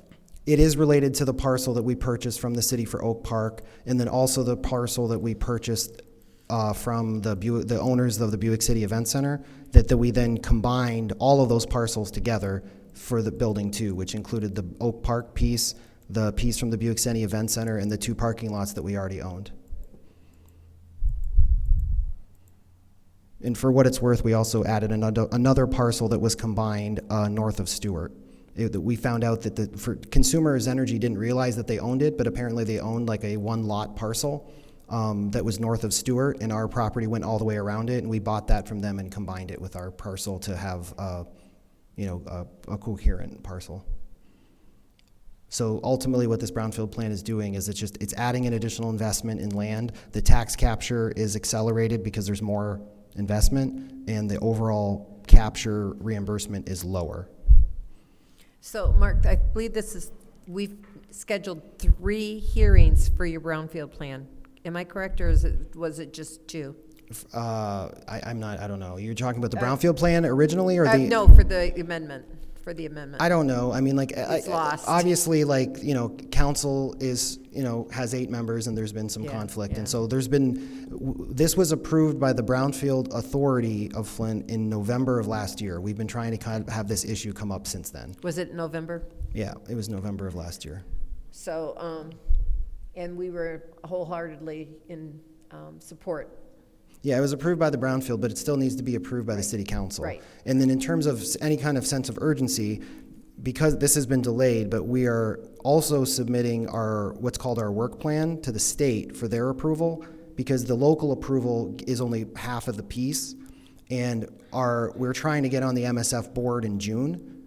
So I really am hoping to get action from council to move this amendment forward so that we can go before the MSF board in June. Okay, thank you. Is there anyone who would like to have time in the second round? Go ahead. So, Mark, can you explain how the price is decreasing? Yeah, we obtained an additional grant from the MEDC, from the state government, and so we're subtracting out from the activities that we were asking reimbursement for to credit the plan, the $5.9 million grant that we received. So how much? The original was 72 million. It was 72.9 million. We added in an additional 4.8 million for the second building development, then subtracted out 5.9, which that's a minus 1.1 net. So we're at 72.8. Or 71.8. 71.8. Yeah. Okay. And the capture is faster. It knocks a couple years off of it because of the larger investment. Now, I don't want to get into your business and whether or not you can publicly state this, but word on the street is Nanograph backed out. Yeah, I can speak to that. So it's not accurate. Where we're at is Nanograph, their grant was suspended by the Trump administration, as with many other federal grants, and they are trying to work with the Trump administration to release that grant. If they are unsuccessful, I don't know what would happen. Our position is that, as we just had our ribbon cutting, I think it was last week, building 1 is now full, and we think that there is market demand. Now, granted, with all the uncertainty in the market right now, especially on tariffs, not a lot of people are making decisions, but if Nanograph drags their feet, then our intent would be, with the market conditions being favorable, we would start our second building similar to the first building. In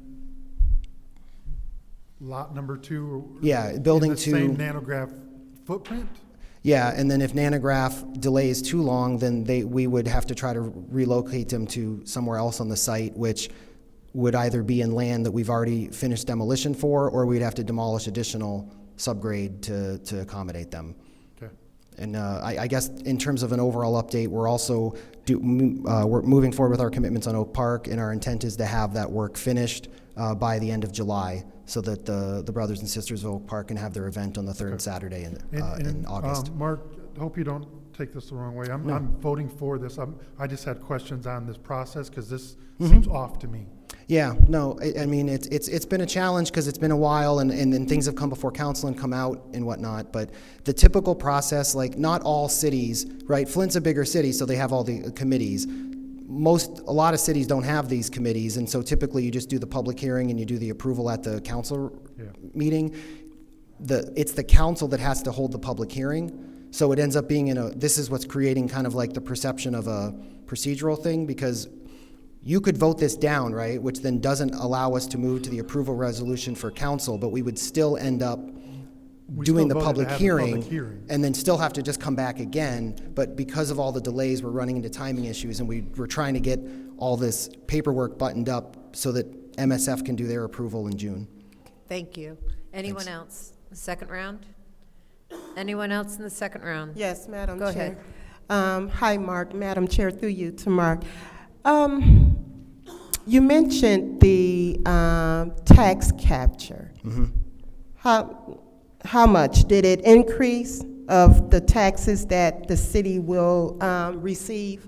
Well, so the total amount of tax capture in the plan, like I said, goes down by 1.1 million, but the investment goes up. And so the net effect of that is taxes are generated faster. So I don't have my presentation in front of me. So like for instance, the previous plan, say it paid off, like it met the full payoff in 25 years, for instance. With the additional investment, I think it's more like 21. So it's like the plan essentially resolves itself quicker, and when it's finished, then the city gets all of the taxes because they're no longer captured, and that happens faster. So it's less money, and the city gets the money faster. Okay. Thank you. Any other discussion in the second round? Yes. Go ahead. I do want to give you an opportunity. I know you'll be here Monday, correct? Yes. I do want to give you an opportunity to do the presentation. I think it's important for the council not the council, but, well, obviously us too, but for the community to see your presentation as well. And so what we'll do is just add time in special affairs for you to do the presentation before we have to vote in council, or Okay. before we do the hearing in council. Thank you. And I haven't looked at the agenda. I don't know if there's a special order for me to do the presentation or not. She's going to put one. I just said I'll do it. But if you'll do it that's fine if it's on special affairs. How long is the presentation? It's not long because the amendment's not that complicated. I mean, it's probably 5 slides, like maybe a 7-minute conversation. So maybe 7 minutes? Yeah, 7 to 10 minutes. Okay. Depending on how many questions you have. Most of it you can see with a map, and then there's some charts. Cool, no problem. We'll just do a 15-minute presentation for now, and if we need to Extend it. if we need to extend it, we'll vote to extend it then. Thank you. Okay. I'm done. Anyone else? Anyone else? Seeing none, this is the vote to send Resolution 240546.1 to council. Ms. Winfrey Carter? Yes. Ms. Burns is absent. Ms. Mashat? Yes. Mr. Pfeiffer? Yes. Mr. Jarrett? Yes. Mr. Alamin is absent. Dr. Lewis is not in. Ms. Priestley? Yes. The vote is 5 yes, 0 no. The vote is 5 yes, 0 no. That will be sent to council. Okay, our next separation is 250080. Reallocation of ARPA funds, Franklin Avenue Mission, Food Access and Food Support System. I'll entertain a motion. Madam Chair. Go ahead. I would like to move Resolution 250080-T, reallocation of ARPA funds, Franklin Avenue Mission, Food Access and Food Support System to council. Is there support? I'm going to support that. Any discussion? Yep. Go ahead. Until we have one resolution that gives money to all three, including St. Mark's, I'm a no on this. Thank you. Any other discussion? Madam Chair, Yes. I echo the sentiments of my colleague in the 9th Ward, the 8th Ward. I'm also a no because, like I stated before, until we can include St. Mark's, I will not be voting on this. We have needs in all quadrants of the city, the east side, west side, north side, south side, as far as food access. So until you guys can vote to secure funds for St. Mark's, which is in the 2nd Ward on the north side, I will not vote for this.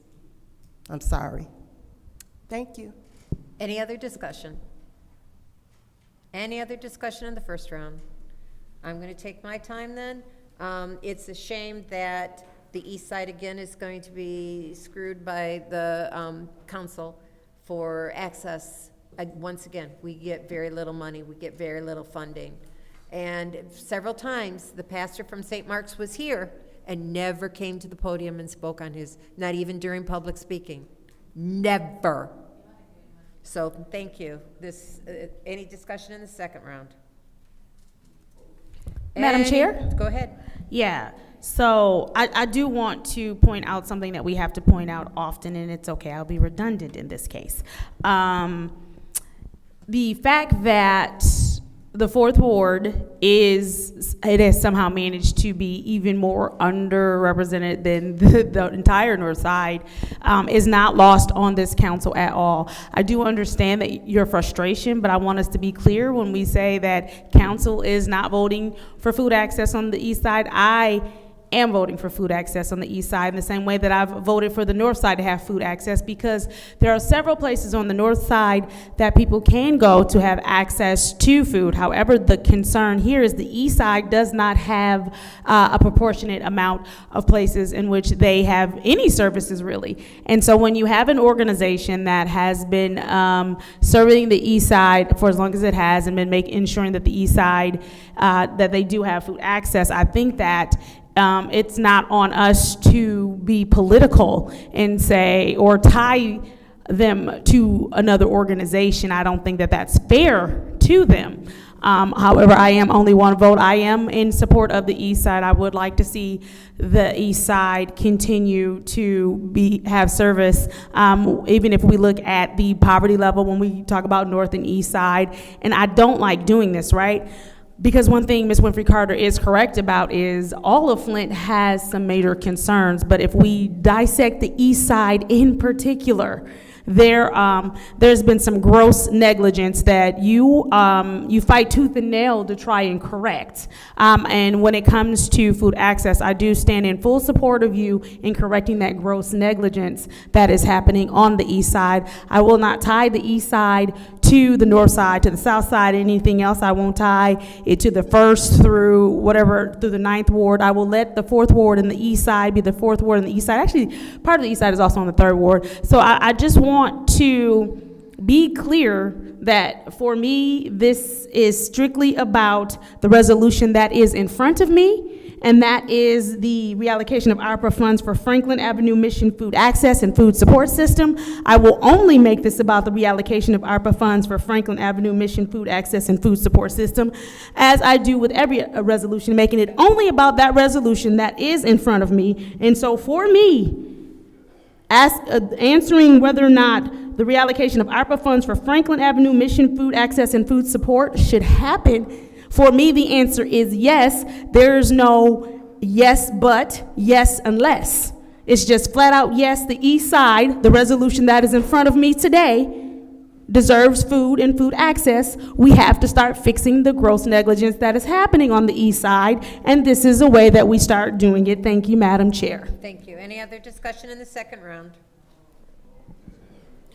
Any other discussion in the second round? All right, I'm going to take my time and thank the councilwoman in the 7th Ward for her support of the East Side. It has been very well noticed by myself and some of my residents who pay attention for that. She has even come to some of the meetings that have happened on the East Side in support of the activities. So this is the vote to send resolution 250080 to council.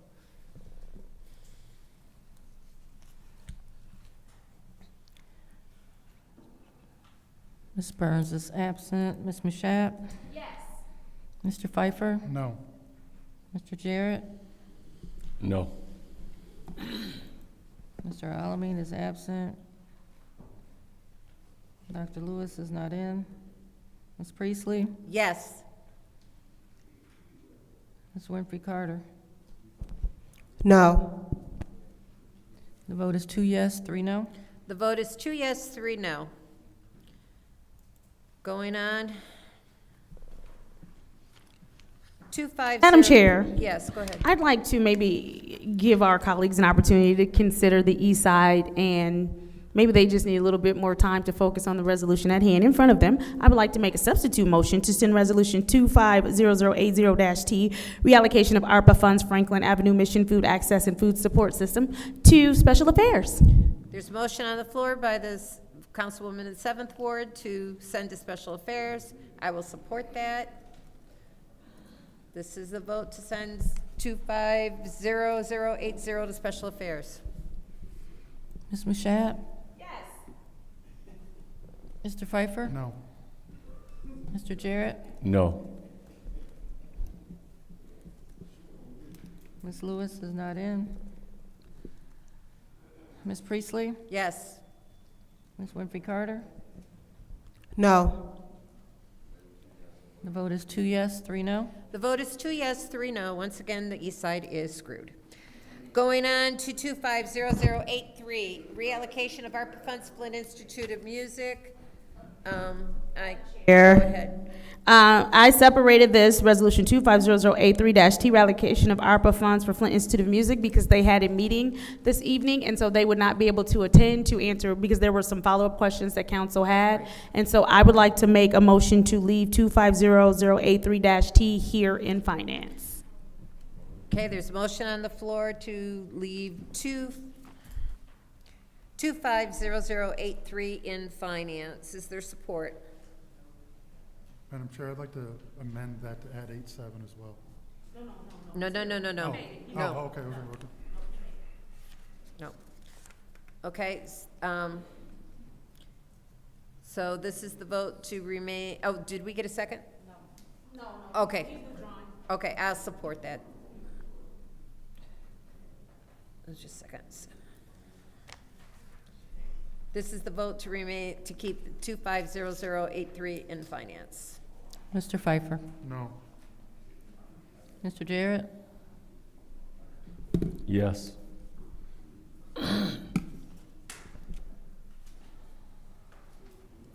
Dr. Lewis is not in. Ms. Priestley? Yes. The Ms. Winfrey Carter? Yes. Madam Clerk, I'll change my vote to yes.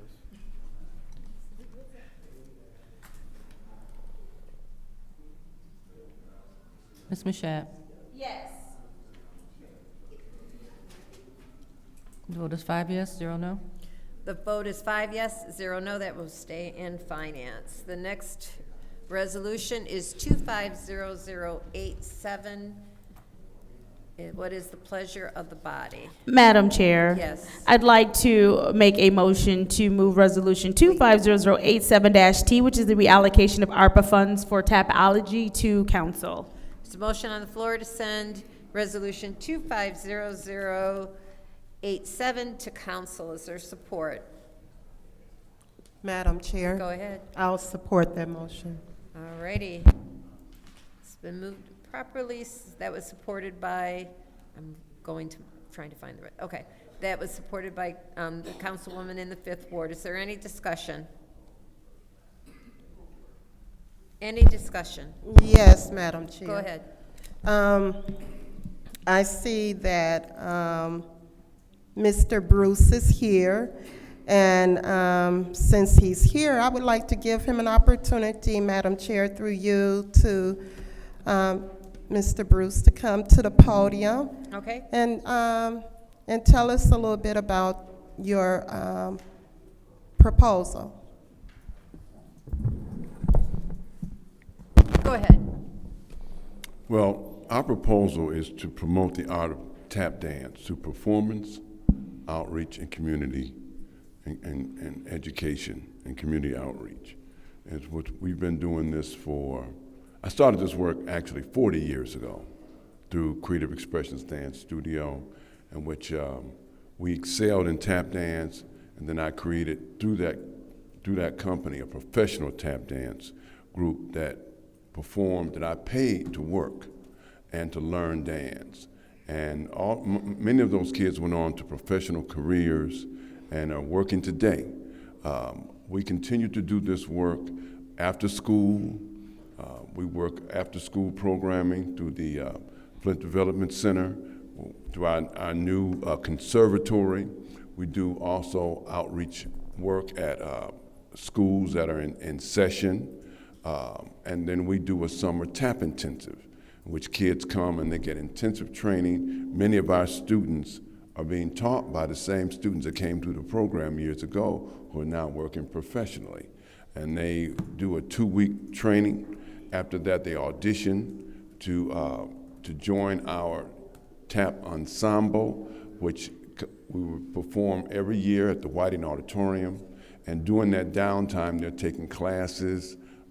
They take them virtually, they take them in classes, they're steadily getting more training. During the off time, we train kids when school is out up until the summer intensive, and then we run a year-round program. Many of these kids don't pay, all right? Many of them can't afford. I buy tap shoes for them. I bring in top flight instructors. I feed them in the summer. Many of them don't have. We take lunch breaks and we go over to the market, the farmers market. We feed them there, and then they perform every year at the jazz festival, and they audition at the end of that week to be part of the team that performs on stage with live musicians. At the Whiting Auditorium, and many of these classes that we provide, there's no cost for them. We also provide up to $200 and $300 free tickets to the homeless shelters that come and participate in our show. And this has been going on for, this is our 25th year of doing this, as well as the work that we continue to do. We just performed down in Detroit last week, and one of our students just graduated from Eastern University. Many of these kids have gone on to use this art form to work their way through college. I can name many of them have just got a master's degree from Harvard, which would be Quinn Johnson. She's now teaching around the world. Leilani Clay just finished Oakland University, Eastern University, and now she performed with us last week down at the River Rouge University School, which we had through the REACH program, which we had teachers from all around the area to learn how to utilize tap dancing to teach their subject matter. All right, so this is educational and it's historical. Not only do the kids learn about the dance, the discipline of the dance, it's a healthy activity, it keeps them off the streets, and they learn a skill that they can pass on to future generations. And they can learn the great history of the dance, this American dance form that has been influenced greatly by the African slaves and the Irish. It is as African and as American as apple pie.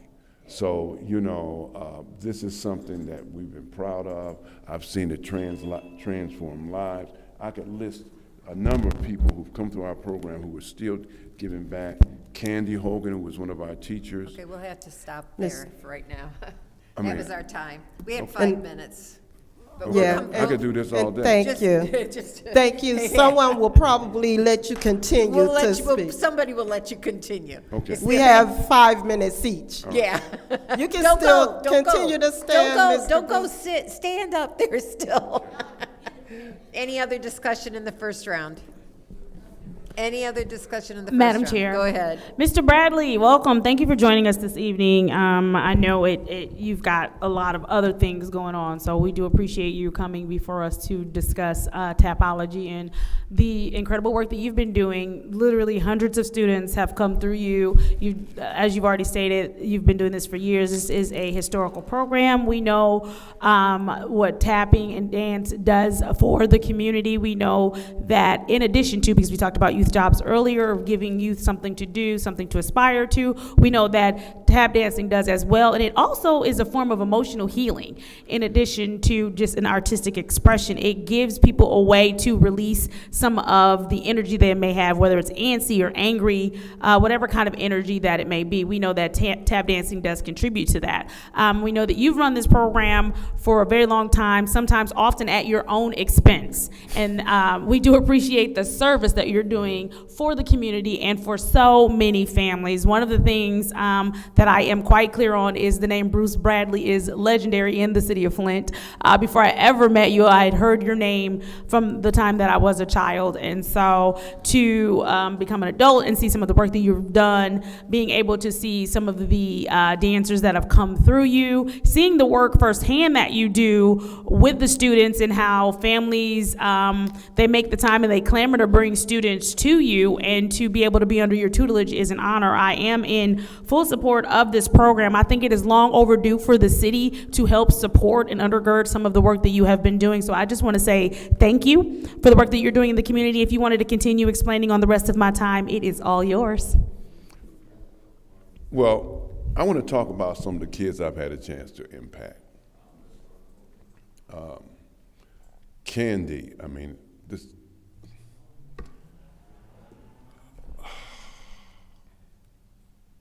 These are lives of children that had no hope. Their parents were substance abusers and they needed something positive to do. And God has given me a work that I can impact their lives. I'm working with a girl right now. I don't know how trying to keep her engaged in something that can change her life is difficult with all the distractions, all right? So I have to pick her up. I have to feed her. Her grandmother, who takes care of her, is illiterate. She can't even go down and get her birth certificate. I spent all day yesterday at the county building. She didn't even know which city she lived in.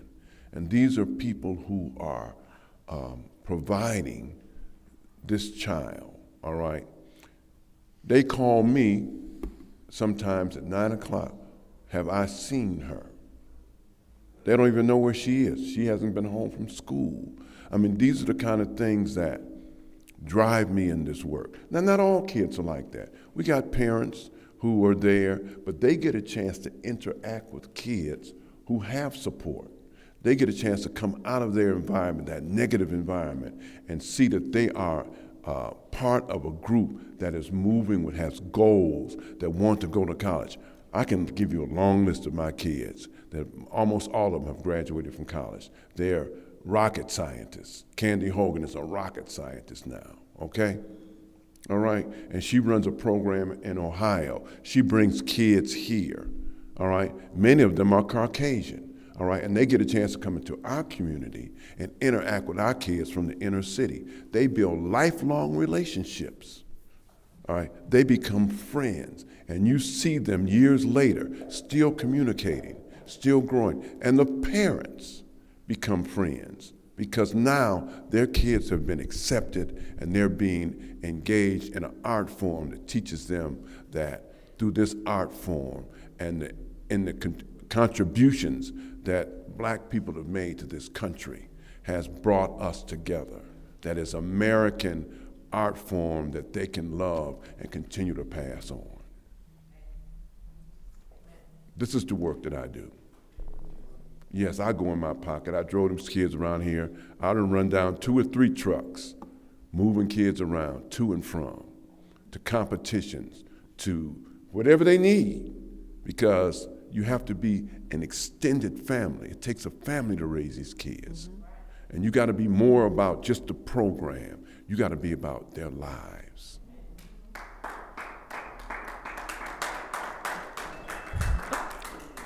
Thank you. Any other discussion in the first round? Madam Chair. Go ahead. Can you explain to us exactly what these dollars will be used for? Instructor. Many of these kids that I got working to come in and teach, they're professionals. I got to pay them a wage that is worthy of their time, all right? Because their skill level, they could go anywhere and do this. But they come here because of this program. I use that money to buy tap shoes, all right? I use that money to feed kids. I use that money to pay for rent in the space that I have to rent and pay rent on every month, all right, in order to have a place to work with kids. I have kids coming and their parents bring them, and they don't pay anything because they qualify in terms of their economic status, all right? So they get to take class for free. Where do you get funding to operate now? I get funding from, for different aspects of the program. I get funding from the Community Foundation. I get funding from Ruth Mott Foundation. I get funding for the Charles Mott Foundation, all right? You know, individuals, you know, monies that we make from performances, donations from individuals who support the program continuously. It's a long list that makes up my financial thing, because we started out only as Tapology started out only as maybe a weekend or a seasonal thing, but now we're a year-long program. You know, I have accountants that I have to pay, all right? I have to have, like the lady was saying, you have to have people that can do the things that I don't do well, all right, that are necessary for me to be able to apply for a grant. I have to have a grant writer that is astute and can put the things, my passion, into a format that can come before you that says, I want to do that, I believe that. And then we have to be able to yearly, as things change and priorities change in the funding industry, I have to then make a pivot as to how I can still do this work, all right, and find a way to serve these kids. What is your annual budget that you try to raise each year? My annual budget is about $300,000. All right, the whiting is not easy, it's not cheap. All right, and the Charles Mott funds that. My operating costs, in part, are paid through the Ruth Mott. The summer intensive, I get money from the, not the United Way, the Community Foundation, the Welsh Foundation. They support that. But there are many other things that I have to have support for. I use the Job Corps to load the floors in. Many times I have to pay them to move things if it's times that they're not in their working, during their school time. I have to pay them, and they get at least a minimum wage, you know, to do that. So that's just a long list. I don't have a budget in front of me to give you a breakdown, but and our budget continues to grow as the need grows, as things become more expensive, and as opportunity provides for me to serve a greater number of kids. And we did not stop serving kids during the pandemic. All right, we continue to serve. We served through the Broom Center. I was there, 2 spaces that I kept going, and we served kids through the Broom Center. We served kids virtually as well. So, I don't know if you've mentioned this before, but any given time, how many kids are in your program? We served about 80 kids over the summer. I'm sorry? About 80. 80? All right. We serve over the year's time, we may serve up to 300, 200 or 300. When you take in all of our programs, when you think about summer intensive, when you think about our fall festival, when you think about our outreach classes that we do in the various schools, all right, you add those up, all right, you're looking at, 2, 3, dependent upon the year. Sometimes, and we do a visiting schools thing every year. During our festival, we bus kids in from all the schools, doesn't cost them anything, to the FIM. They get a free tap class.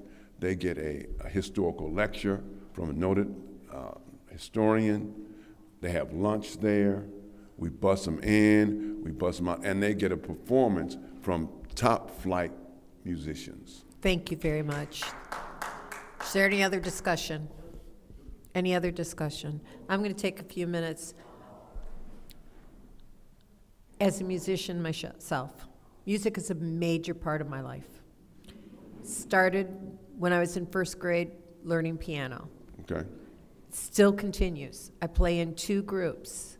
It's a lifelong thing. It's lifelong learning. It's a lifelong journey, and I'm Right. still learning. I'm still learning.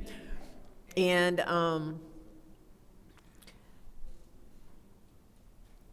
not only are you serving the children with mental health, and I admire you for what you're doing, but tap is very strenuous. It's good exercise for these kids. It is. Tap dancing is the mathematics of dance, all right? Because it's not just movement, okay? It's musical and it's exact. And people don't understand that music is math. And it's cognitive values. You get smarter from tap dancing. That's absolutely. I see kids who come in who are failing, and after they start learning how to tap dance, they're smarter. First of all, they know how to listen, and they have to be able to follow directions, and they have to be able to practice Right. the art form, all right? Even though some come in with more innate ability than others, but some can come in with no innate ability. I'll teach them if they want to learn. And it won't be long, you won't know the difference. If they continue to come and I work with them, after a while, you won't know the difference from the ones who had the innate ability from the ones who it took longer for them to learn it. Well, I admire your passion because music in any art form, and I consider dance part of music. Yeah. It's absolutely 100% math. You have to be able to divide to get those counts in, and polyrhythms. 1, 2, 3, 4. It's mathematics. Yep, it's okay? all. And it's different all time mixing. signatures, and they not only do they have to learn it, they have to feel it. Because they not only do they learn it, they have to feel the rhythm. Because and the if you can't feel it, it's not music. and the band and You're the just playing and they notes. can't if you can't sing the rhythm, you can't dance it. That's right. That's right. So I'm supporting your organization by this, and I want you to. One of the groups that I belong to gets no funding. We fund ourselves. We give our conductor, who spends hours and hours and hours on music selection, learning the music himself, because he has to know how to conduct that and how to direct that. Especially we're doing one of the Holtz. We're doing Mars from the Planets, and it's in 5/4. That's really hard when you're not used to doing 5/4. But so where I was going was that there is a Genesee County millage, and I hope that you can follow up and try for fine arts, and I hope that you can apply for that. We don't get any money. The Fenton Community Orchestra, which I do belong to also, gets money. That can help you to expand your program. Yes. Or to cover some of your costs. And I want besides this money, because this is only going to be a one-time short-term thing, I want you to consider that for the future so that you can help. Right, because I'm in the process now of moving these young people that I've been training into the positions of leadership. Mm-hmm. At some point in time, I'm 74 years old now, okay? Sometimes. And although I'm still able to dance and do things, all my students eventually can outdance me. And that means that I'm doing something, I'm teaching them something to do better than I can do myself now, all right? But not only am I teaching them, I'm giving the passion of giving back. And they're coming with degrees, all right? One girl right now is working on her doctorate degree. And working at Hurley Hospital, she teaches my classes every day. I will tell you that in each of the groups that I belong to, each one has different gentlemen who are 90 years old, who are still playing their instrument. See? And it still continues. And the founder of the band that I play in, this will be his last season because of his health, and he's 89. So it's lifelong. Music is lifelong. From I don't remember a time when I couldn't read music. I don't remember a time when I couldn't read words. That's how long I've been doing this. So it's great, and I'm supporting you 100%. Is there any discussion in the second round? Thank you. Any discussion in the second round? Any discussion in the second round? Seeing none, this is the vote to send Resolution 250087 to council.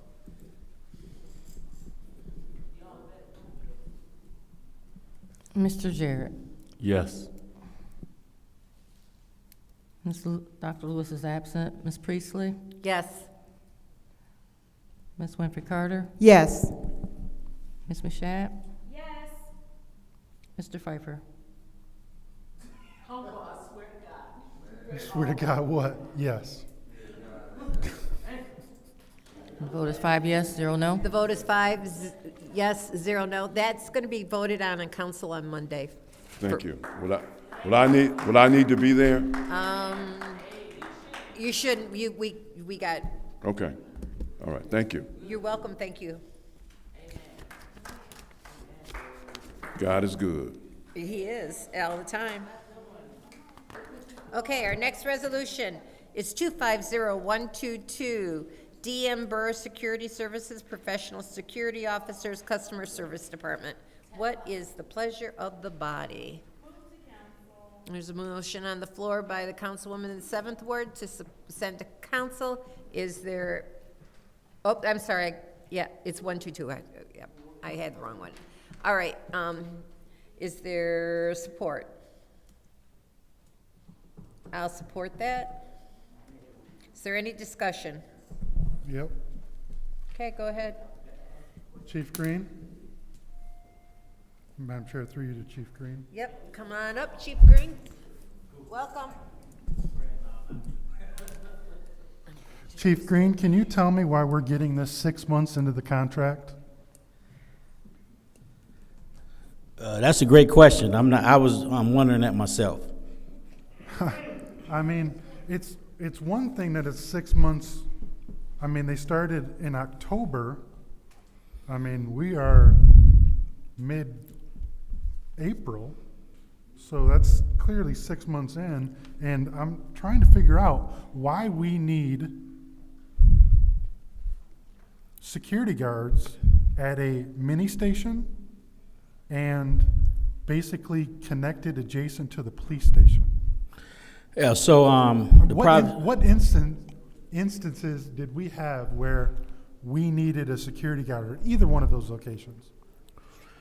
Well, first and foremost, at City Hall, the Treasury Department, Amanda, they felt safer. They had some minor incidents where they would feel safer with a private security guard on campus versus calling 911 or calling over to the police department and having an officer respond to any incident over there.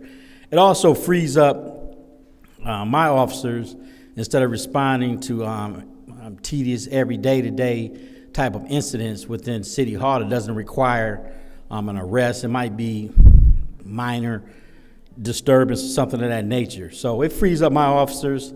And for the Road Mini Station, it also does the same thing.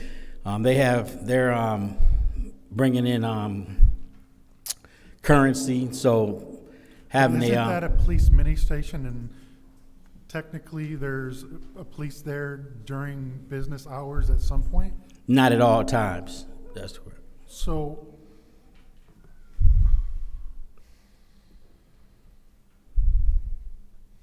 wouldn't $100,000 be enough to hire an additional officer? Yes. So why don't we hire an additional officer and, you know, allocate time in the building or something versus outsource to a private security? Yeah, I understand what you're saying, but the issue with that was, and we will look at that further down the road, but right now, at the time this came about, we had 25 vacant officer positions. We just didn't have the staffing at the time. But we're getting there. It's just, it boggles my mind how we would have private security in our own building. Both buildings, and one is a mini station, so there's people brazen enough to need that type of security in this building? Well, in this day and time, nothing surprises me. There's cat. I got a hard time with this one, Chief. I'm going to be honest with you, because when, you know, residents don't get police there in a timely manner, and then we say we can't get any, but we can hire private security for our own building? To me, that is a joke. All right, come on, no yelling out. You know, that's not putting public safety first. That's putting our own interests first instead of the public. Because I don't know. I'm gonna have a hard time with this one, Chief. I honestly are, because I'd rather the money go to your department and put another help wanted ad out there, or bring back somebody else that's retired to do this work versus outsource it. So I mean, if we want to allocate it to, you know, bring it back up, somebody retired part-time, you know, I'd rather do that than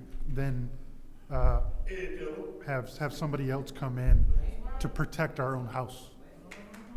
So I understand. this is going to be a real struggle for me. If we can come up with a different plan, I don't agree with somebody else protecting our own house. So I'll leave it at that. Thank you, Madam Chair. Thank you. Any other discussion of the first round? Madam Chair. Go ahead. Thank you. Through you to the chief. Good evening, sir. Good evening. Do you know the hours of these facilities, or of the particularly Hallwood Plaza there? So Hallwood, I know it's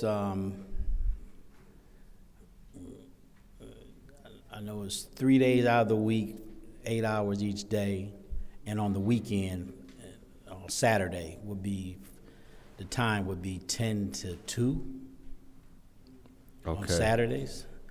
Okay.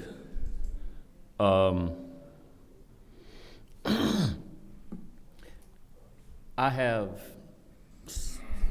same or similar concerns as to my colleague in the 8th Ward. But the thing that sort of takes me aback, which you seem at first response somewhat bewildered by as well, is the services began October 2024, and we're now April 25 to approve a resolution to spend. How would that happen, to your knowledge? Yeah, I'm not sure. As I looked at the dates. Who would have contracted with them? Pardon me? Would it have been at your request that this be done? So the company was selected by, there's RFP put out, and they were selected, and but it seems like there's even a process for the RFP, isn't it? Yes. Where at some point there was a bid. There was a bid process. Yes. Yeah. But it seems like at some part of that process we get involved, and not 6 months after, and we owe them money now, right? Because we owe, or we've been paying them money. We've been paying. I'm sure we've been paying them. Yeah. And at some point, this body should have approved that expenditure prior to. I believe it was under that, don't quote me on, but I believe it was under that threshold that, as far as the costs that required city council's approval. Okay. Initially, back in October. But now I believe this is coming about now due to the fact it's going over that threshold now. $100,000 definitely over that threshold.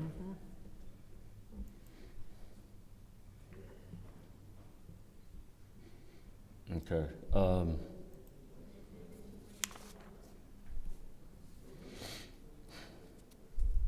That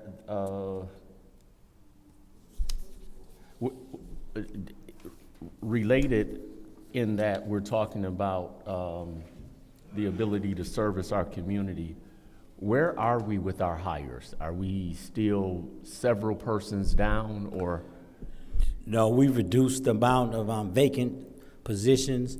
Currently, we have 5 that's scheduled to graduate from the academy next week, in 2 weeks, May 1st. We've been hiring certified officers. I hired 3 certified officers this last week alone. So our hiring and filling those vacant positions is going very well. I'm pleased, and it's even looking more promising. We could have all those vacant by this time, this coming up September, depending on the size of the class, we could have all those vacant positions filled. Do you know how many FTE this is for DM Burr, that we're receiving from DM Burr? I think it's two officers. So 2 full-time officer equivalencies? Yes. Okay, so someone is always at Hallwood and someone is always at City Hall? Yes. With DM Burr? Yes. Okay. All right, I yield. Thank you. Thank you. Any other discussion? Yes. Go ahead. You know,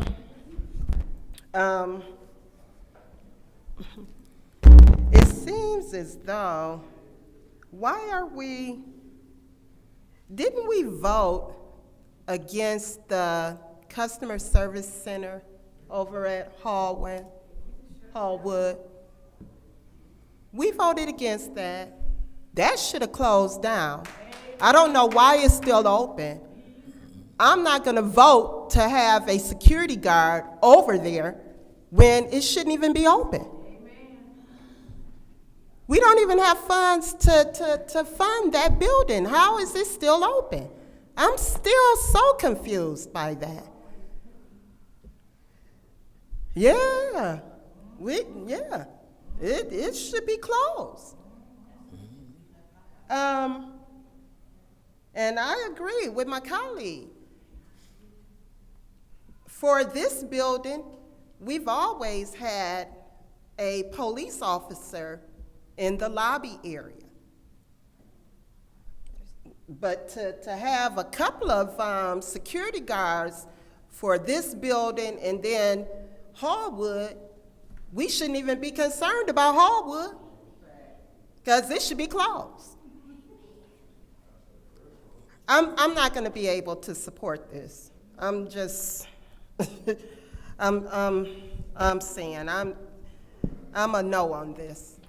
I can't even, I don't even see shades of gray on this. I'm a no. Thank you, Madam Chair.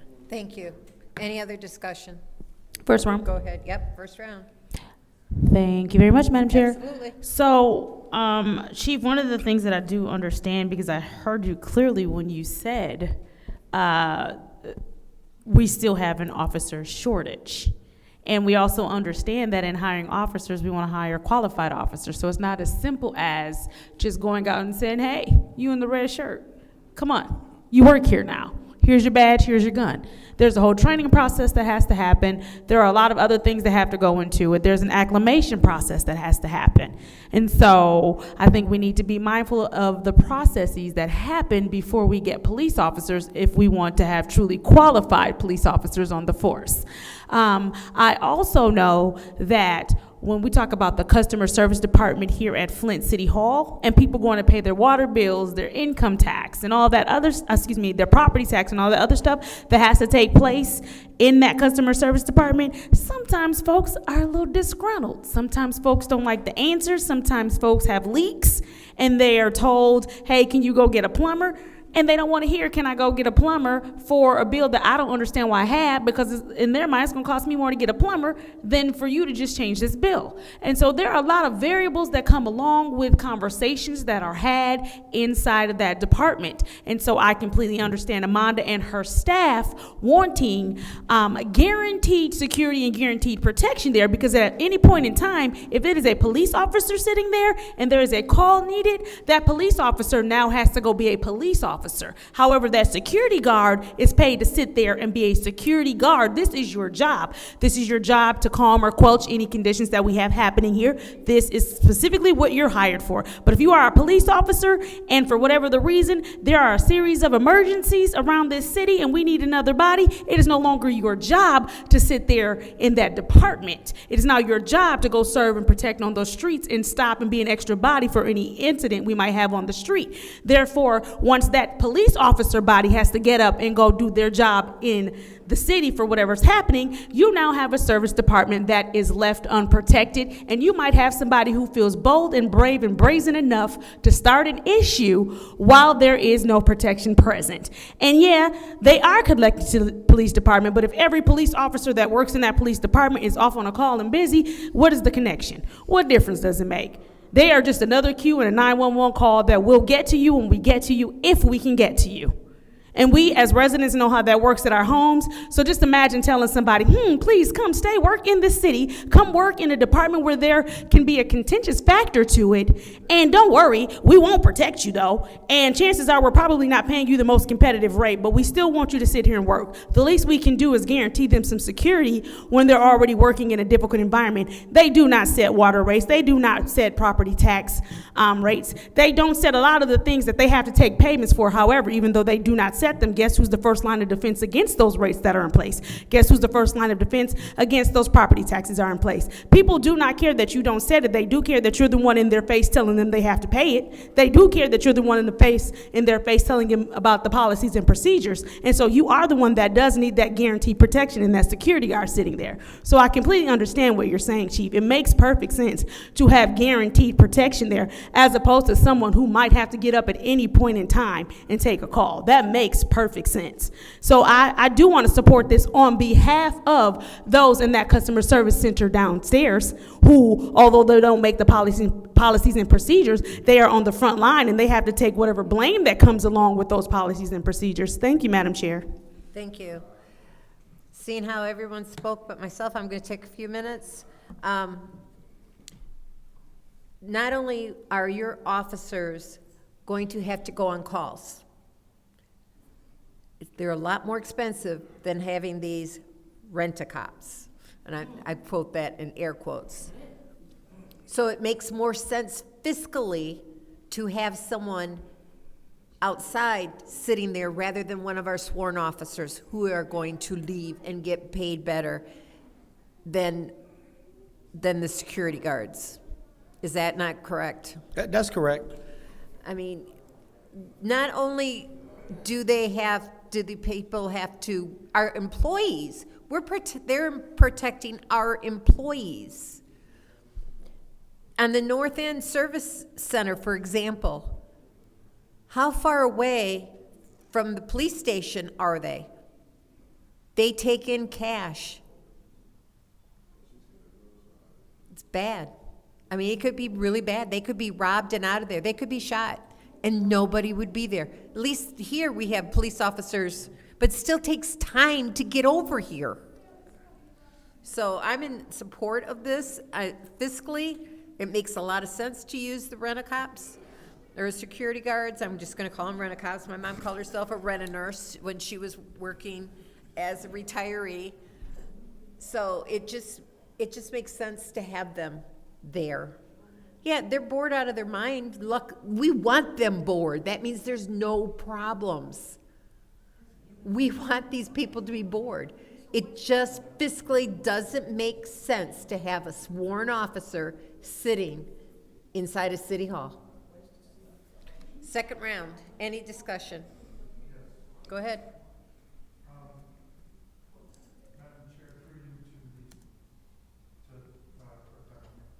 To where? Who? Clerk Donahue. Okay. Clerk Donahue, can you write this down and give it to the city attorney? I would like a legal opinion on why the Clio Road Center is allowed to operate when they did not have the votes. And under the $75,000 ordinance, those May I, point of information? Go ahead. Council voted down the extended lease, but I think they did a 6-month lease and it was under the $75,000 threshold. So, but they are not allowed to do a 6 month on a 6 month on a 6 month on a 6 month to circumvent the purchasing ordinance. Has it been that many? No. I don't think it's even done with the first 6 No, months. I'm saying in 2 months, it's gonna be closed. But no, but you were asking like, why is it open now? And I Yeah, was and explaining and why it's open now. I understand why it's open now, but he's, to my knowledge, he didn't sign a 6-month lease. I ain't got that one. So, Madam Clerk, did that make sense that you can get that to the city attorney? Yes, a legal opinion as to why the Clio Road Center is allowed to operate when they didn't have the votes.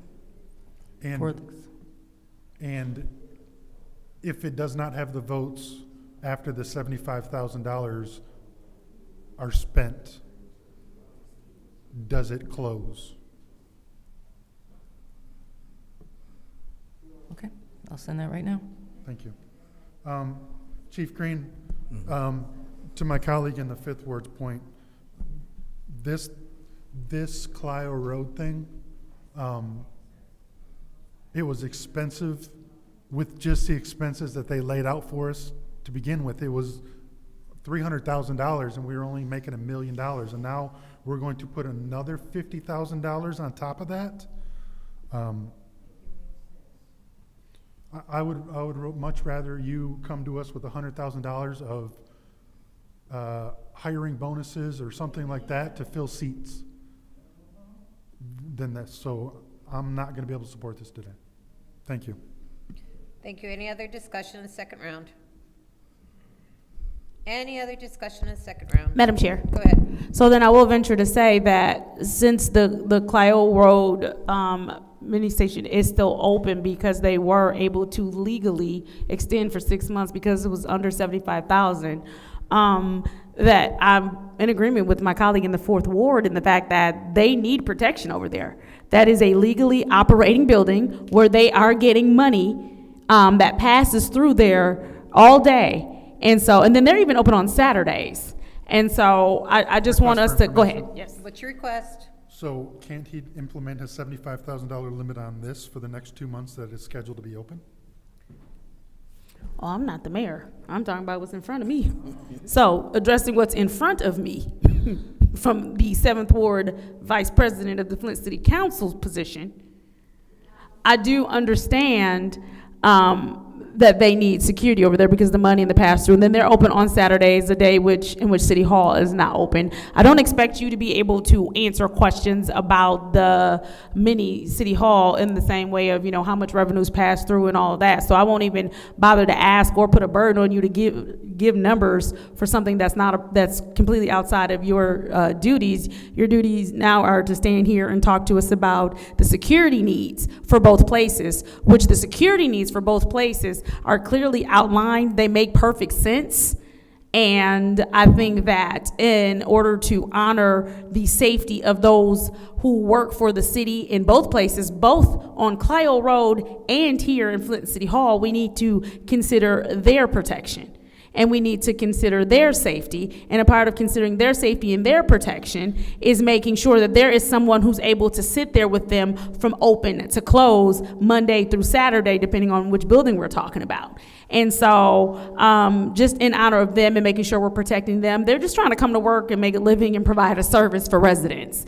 And so we need to protect them while they're doing that service. And while the police are fully capable of protecting them, we're also clear that if a call comes, the police have to go. And so having this security service only makes sense. So I am in support of protecting the people that work for the city.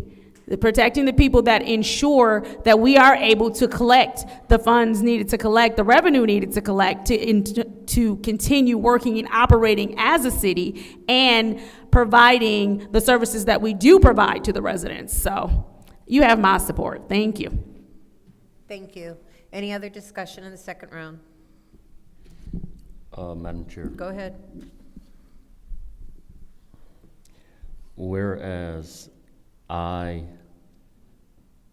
can appreciate and do appreciate and want our staff to feel and to be safe, to say that we're really at a point now where whoever already decided they're going to do it with or without us.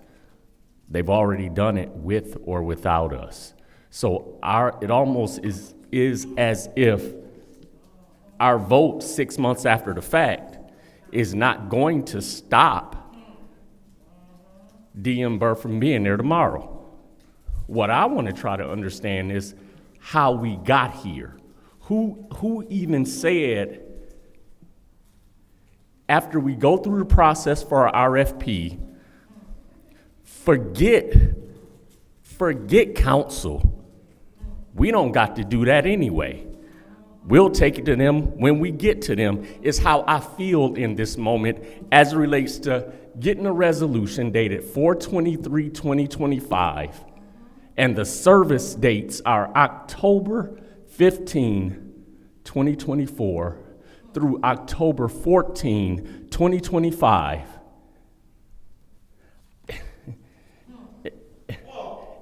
It just, and then it says pending adoption of fiscal year 2026 budget. What's the point? Is how I feel about how this is presented. What's the point in voting for this or to approve this when it's already been proven we don't need your vote? We'll just do it without you. So I'm not as concerned about them not being there tomorrow because they were there yesterday, the day before, going all the way back to October, and it never came to us. I'm done. Thank you. Any other discussion? Yes, Madam Chair. Go ahead. So I want to piggyback off of what the councilman in the 9th Ward has said. And see, this is what I call abuse. All right? Abuse of power, right. Because what's happening is that he's using that 75,000 threshold, okay? And that's how they were able to pay for the security guards. That's how they were able to continue to keep that service station open, okay? And that is what I call abuse of power. Just really, honestly, if you want to really be frank about it, he's totally disregarding what the council, he's disregarding our, the legislative branch. We voted that down. And it's still open. And now you come to us and want us to vote for security guards? No. No. I can't vote for this. This will not get a yes vote from me. Thank you. Thank you. All right, this is the vote to send resolution 250122 to council.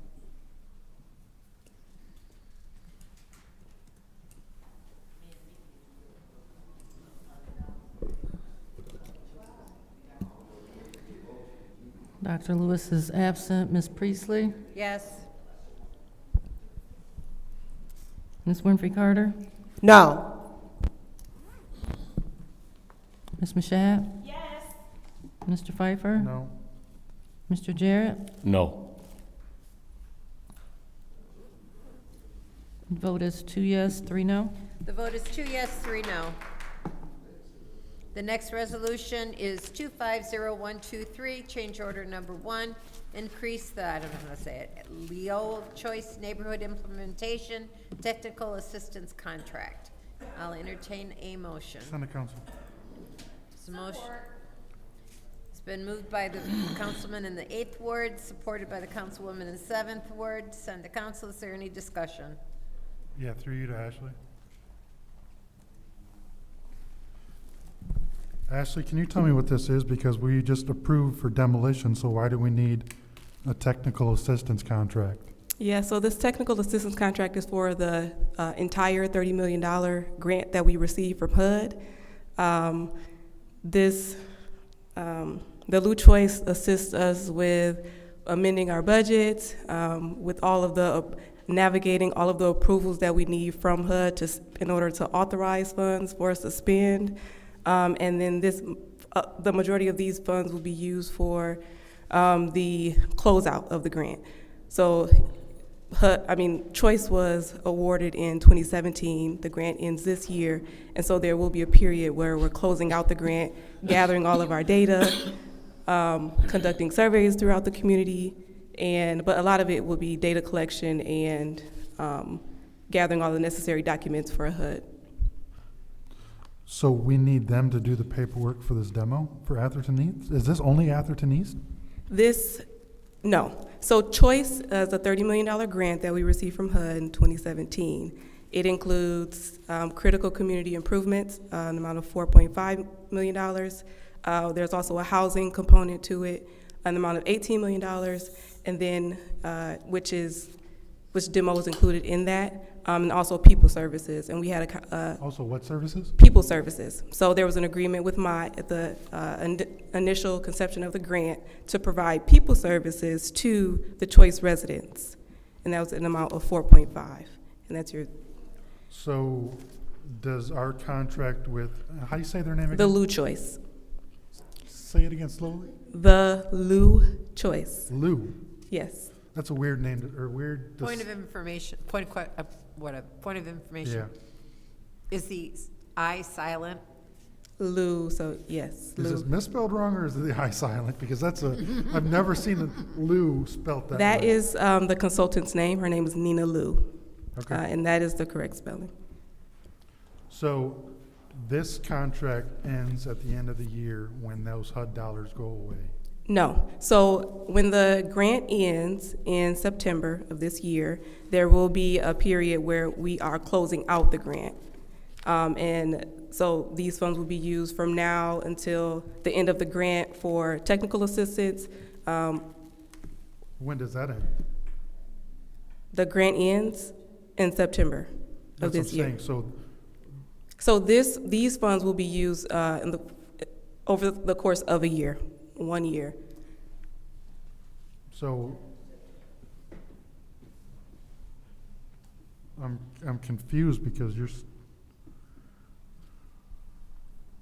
we can't estimate how long it will take to close out this grant. It's a very large grant, and so we want to,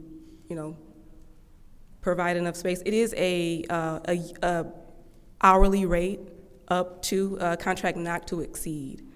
So all of her billable hours is submitted to us with each activity that she's working on, and then we approve that and pay upon review.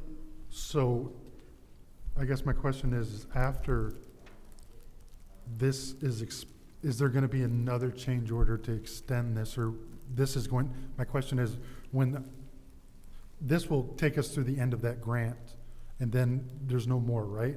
There's not gonna be another change order for additional amount, and how would we pay for that if it's beyond the grant period?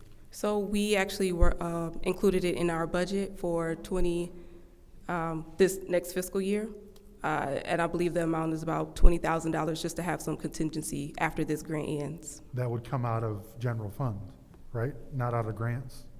Correct. So we have, as a department or division, we have a professional services budget line item, and it's for for things like these. So are we able to spend these grant dollars past September? No.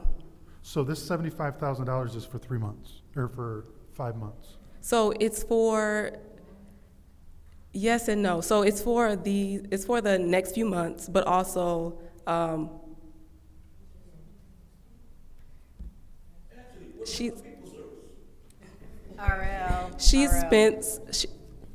there are some funds that have been spent that we've also included in this amount. So to date, where's the invoice showing that? we don't provide invoices. What do you mean you don't provide invoices? I mean, we can provide them upon request, but for a resolution like this to increase the contract. Well, I don't understand. So We have- $75,000 covered for the last year, but now we got $75,000 that's gonna cover 5 months? Correct. So we exceeded that. She has an hourly rate that she included in her proposal when we initially went out for RFP. So where's her invoice at? That's enough. That's time. I let her answer your question and let you finish the question original. Is there any other discussion in the first round? Yes, Madam Chair. Go ahead. Continue what you were saying, Ashley. Yeah, so I was just explaining that there's an hourly rate that the consultant has, and that is what we base the number off of to increase our contract. And again, wanting to have some contingency for the end of the grant. Thank you. And I know, I know you guys are glad that this grant process is coming to an end. We are very glad. Yes. I'm glad. Me personally, yes. I am really glad. There were a lot of components to this grant, and it was monies earmarked for just several different things. And I don't know. I know Councilman Pfeiffer and the new council members, they got elected in 2021. It would have been a good idea to, actually meet with them to even explain that whole $30 million choice grant project. Because it was so many layers, so many components to the grant. And we're coming to an end. We are. And I'm excited, and I know you guys are excited. And I guess my question to you is that, okay, she will continue after September, if need be, to close out everything. Correct. As far as doing a report of everything. Yes, and correct. Yeah, collecting. she essentially assists us, our team. Yes. So our team is majority implementation of the grant. It's a lot of money. So we're essentially implementation. We only have one dedicated planner for choice. Right. Yes. Yes. Mm-hmm. Yeah, and it was a lot. It was a lot, and you lost people Yes. in development and planning during the whole process. So you had to rehire and bring people up to speed. So I know you're excited, and I'll be voting to support this move into council. Thank you. Thank you. Anyone else in the first round? Anyone else in the first round? Ashley, has all the money been spent, or we still have some lingering monies? Yeah, there are some lingering monies. Actually, another resolution tonight is to spend some of our commercial facade improvement funds And but we are. that's for communities Correct. first. Yep. Anything beyond that, or? And then we're the residential facade program. We're still working on a few homes. Okay. That's right, I saw that Yep. too. And then Third Ward. There's a possibility for another choice neighborhood in the Third Ward. Yes, we're really excited about that project. So- And working with the Flint Housing Commission. I just wish it with was that. in the fourth. You know, everybody's tired of hearing that, but I'm not tired of saying it. All right, any discussion in the second round? Go ahead. Ashley, this is the first change order, and this was originally contracted in 2023. So they went 2 years, and then for $75,000, and now in the last 6 months, it's going to be another $75,000. So how did we get from 2023 to mid-2025 on $75,000, but we need $75,000 in the last 6 months? Yep, so the consultant, she submits really on a quarterly basis, and so submits her invoices to us on a quarterly basis. And so that would make up the 4-month difference that we we haven't currently paid her for. So we contracted her without approval from council? Right, we expended these funds without? Correct. This seems to be a habit with this administration. Well, there are thresholds put in place, so we are able to work with vendors.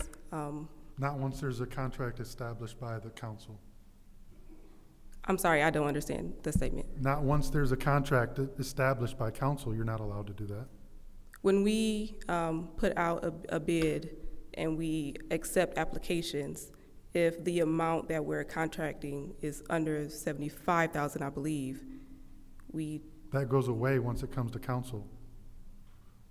this is our first time in front of council for this. I understand that, but if the initial was under 75,000, then that didn't have to come to council. But once you hit that threshold, it has to come to council. Right, that's what we're here for today. No, I understand that, but you're saying you expended dollars in the past quarter without approval from council that was over We the haven't- 75,000. We haven't paid out $75,000 yet. We would need council approval to do that. I guess. You haven't paid them out, but you've told them to provide services, right? So we're obligated those monies. Right? Don't you have invoices that are due? Not in the amount of $75,000, no. We've paid out today about $63,000, and So you've only paid out 63 of the first 75. So now you're telling me you need, do my math, 80,000? Correct. For the last 6 months? Correct.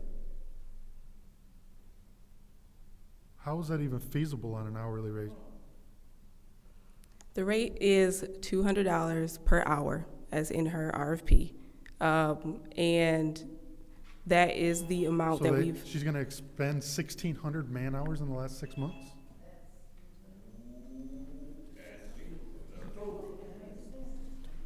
Anyone else in the second round?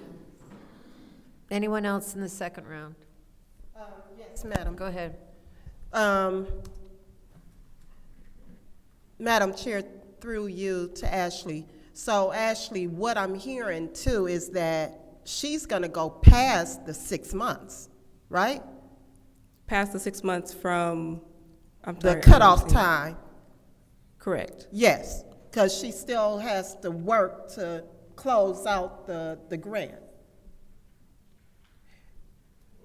They still have things that's happening until the end of September. When we enter into agreements on an hourly rate, we have a contract not to exceed a certain amount. Yeah. And so once we realize that we're going to exceed that amount and we need council approval, that's why we're here today, to get approval from council for that exceeded amount. And everything, I believe too, everything was already earmarked And Correct. And when we voted on it initially, in the beginning, all of this was already earmarked, from what I remember. So I hope that answered you. Thank you, Hash. Is there any other discussion in the second round? Any other discussion in the second round? Seeing none, this is the vote to send resolution 250123 to council.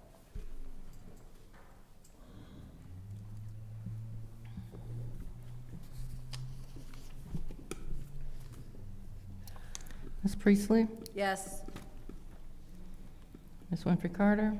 Yes. Ms. Mashat? Yes. Mr. Pfeiffer? Yes. Mr. Jarrett? Yes. Dr. Lewis is absent. The vote is 5 yes, 0 no. The vote is 5 yes, 0 no. That would be sent to council. The next resolution is 250125, Contract Communities First Commercial Facade, 1021 North Saginaw Street, the Choice Neighborhood. Talk about deja vu. Is there a motion? Madam Chair, Yes. I'll make a motion that we send resolution 250125 to council. Is there support? It's been moved by the councilwoman in the 5th ward, supported by the councilwoman in the 7th ward, to send resolution 250125 to council. Is there any discussion? Go ahead. Joel is here, by the way.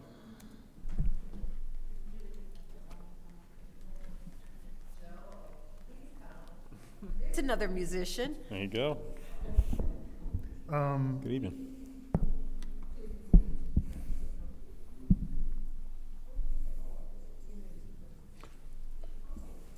You guys are out of order. You're out of order. Can you restart my time? Okay. Joel, Yes. tell me about your project in 1 minute, please. Yeah, so 1021 North Saginaw is an old commercial structure across from Doyle Ryder Elementary. Right behind it, there's an old warehouse. We acquired that building several years ago. At the same time, we acquired a liquor store that was causing problems in the neighborhood. We demolished that, and a vacant strip mall to the north that we also demolished. This structure, we're working to redevelop it as rentable office space. It was used as office space for a long time, but the interior has gotten into pretty bad shape. So the grant here today is to fund exterior improvements to that, so facade things that'll benefit the public appearance and benefit the choice investments, while we keep working on interior renovations into that space to make it a affordable, leasable commercial space. And same thing to the warehouse that's immediately abutting that office structure to the rear. They're on the same parcel. So,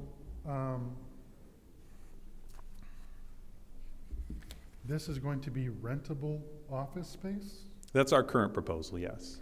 It's an office, it's always been an office building.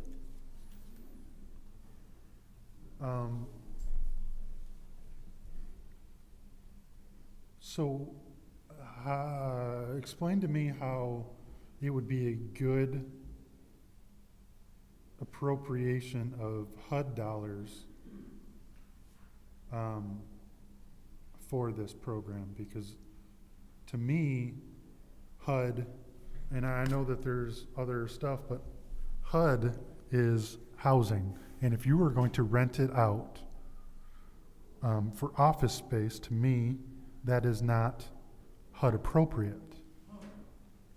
Yeah, so HUD has historically funded facade improvement grants for commercial structures as well. We've seen it, and I think the city's had it in some CDBG programs too.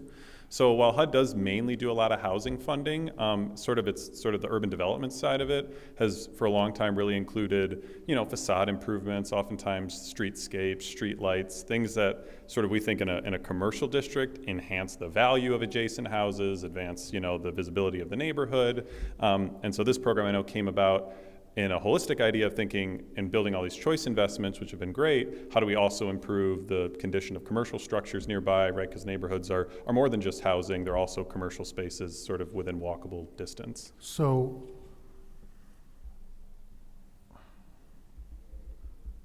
how much are you, or how much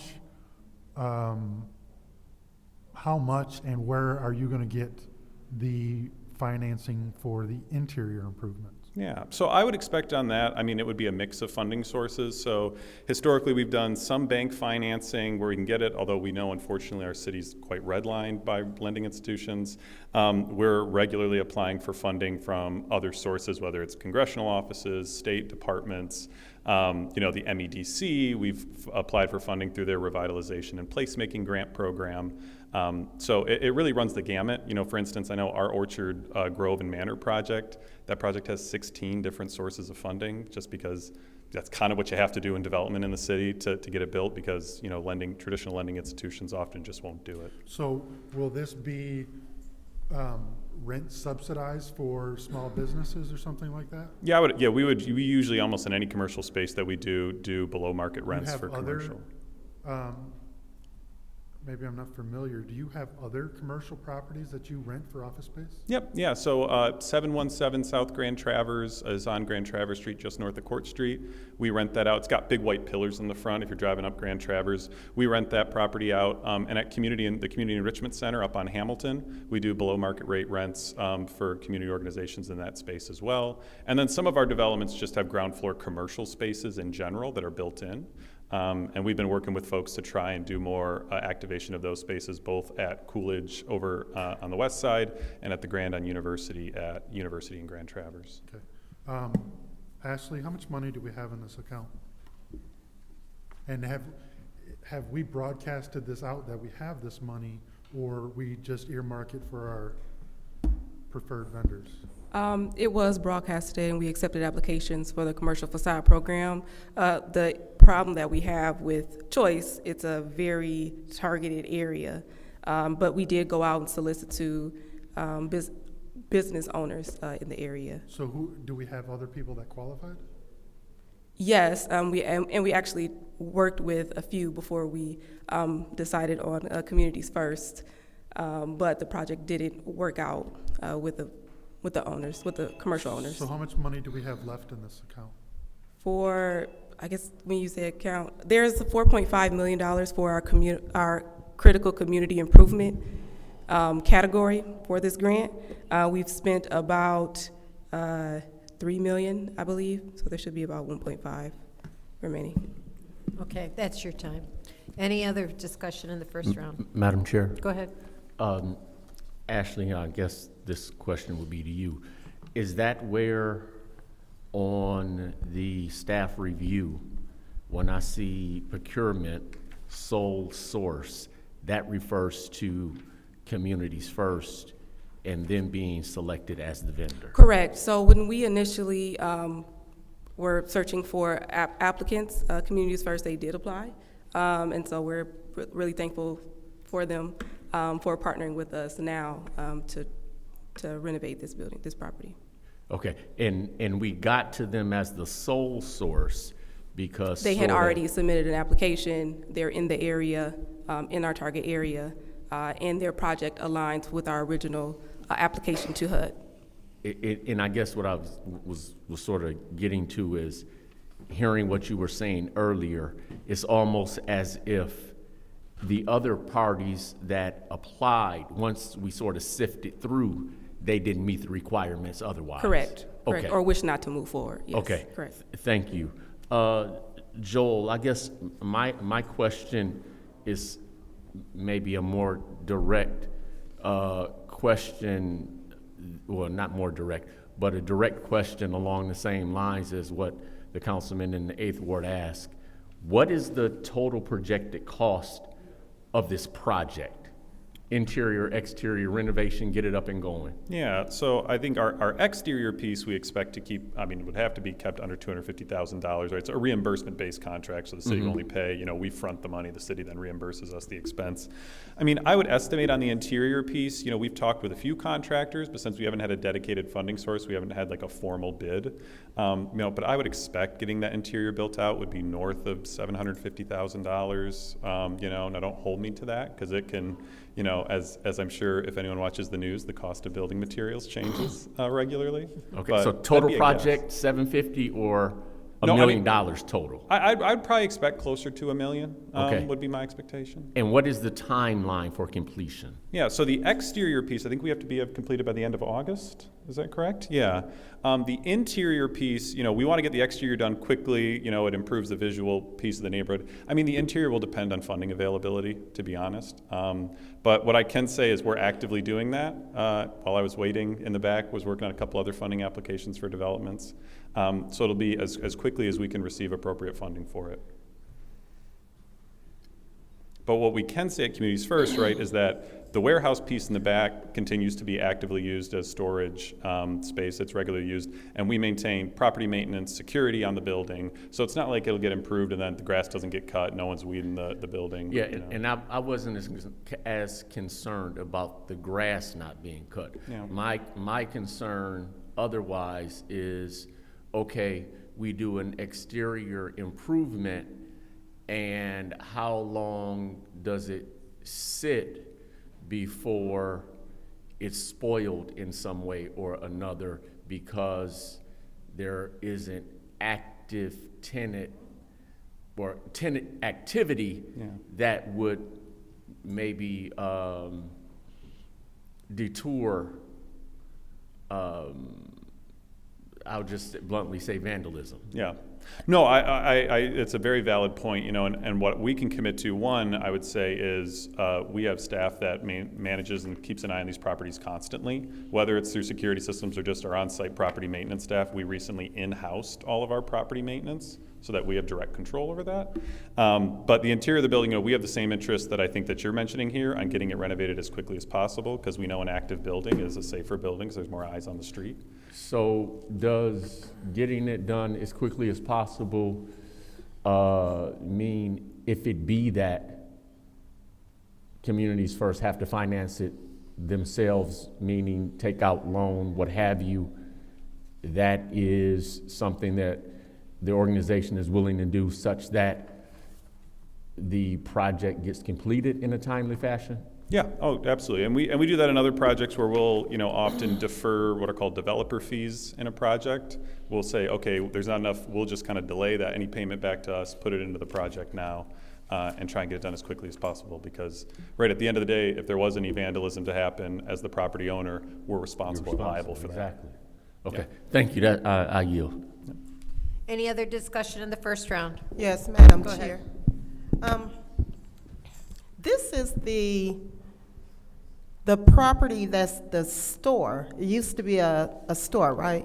Yeah, because there was just to the south of it was a liquor store. That got Right. demolished. And then it's immediately to the north of what was that liquor store. Okay, yes. Yeah, liquor store's not there anymore. Now, you know that apartment building next door to it is up for sale. Yeah, Glenn got something in the mail. I asked Oh. him. I don't think we're touching it, but I guess Oh, no, I you can't speak to it. You should, because if you don't, it might sit there and... I know. Well, that's one I'll refer that up top for that decision. But Oh, please. we did get a flyer in the mail on that. But, okay, my question through you, Madam Chair, to Ashley. Yep. Ashley, how many other commercial buildings are within the Choice neighborhood? I don't know the exact amount, but we targeted, I believe, 6. And one was a strip on MLK and 5th. The Right. property across, we worked with Blight to demolish that old gas station. And then there are a few properties that we actually did murals on throughout the area, and then Communities First property. Okay. And none of the others qualify? No, it's not that they didn't qualify. Well, a few didn't qualify, and then like I said, we tried to work with a few others, and Right. we just couldn't get to an agreement with them. I'm thinking about the store, the liquor store, well, the beer and wine store, right there on ML King and is it 9th? Did they qualify? I know he's been in that store renovating. Well, liquor stores do not qualify for choice And funds. from what I understand, he's not planning to sell liquor. It's not gonna Oh, be, okay. he's actually Yeah. inside doing some renovations, and he's gonna turn that store, around and Yeah. make it more neighborhood friendly. And I know that I don't know if it should be within the Choice neighborhood, because the townhouses are being built, Okay, the yeah, I do know. duplexes. Yeah, I do know what property you're speaking of. Yeah, I'm sure residents will be very happy to have that building active. But given our really short timeline, we're wanting to expend the Yeah. funds on a viable But project. but it was extended to him as well, too, right? Yes, we searched the entire area. Okay, all right. Okay, well, thank you. Thank you, Madam Chair. Any other discussion in the first round? Any other discussion in the first round? Any other discussion in the first round? How about second round? Any discussion in the second? Yeah. Go ahead. Joel,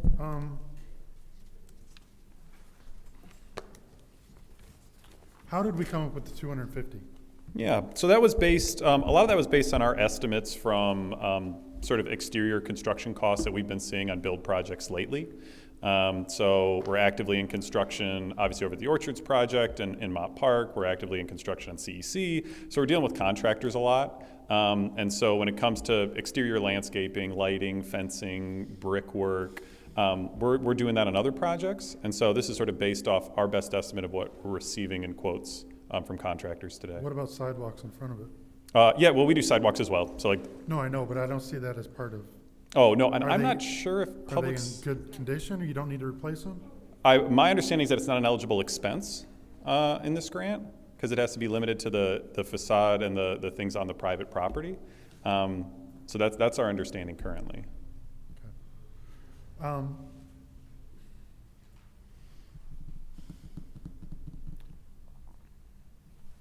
gonna vote to send it to council, but I probably won't vote for it on Monday.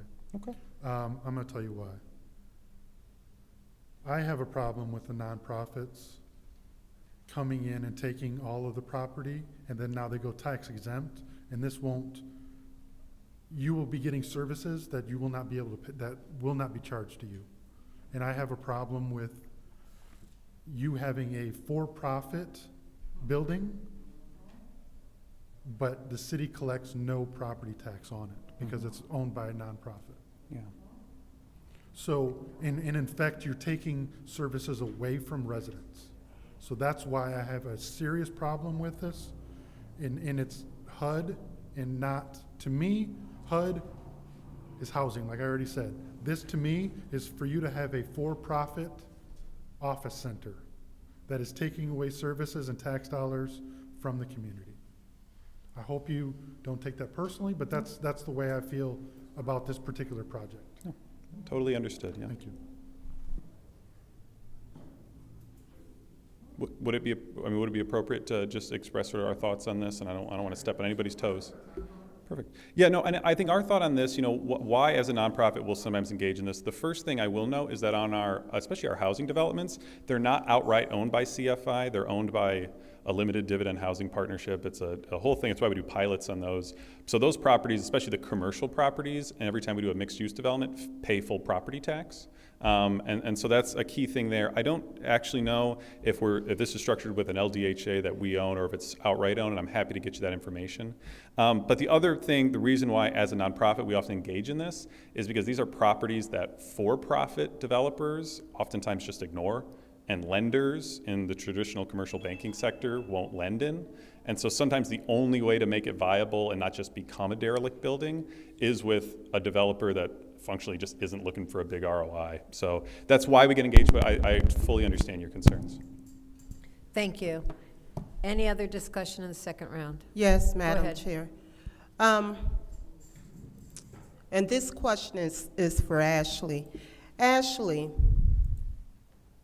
let me get this clear.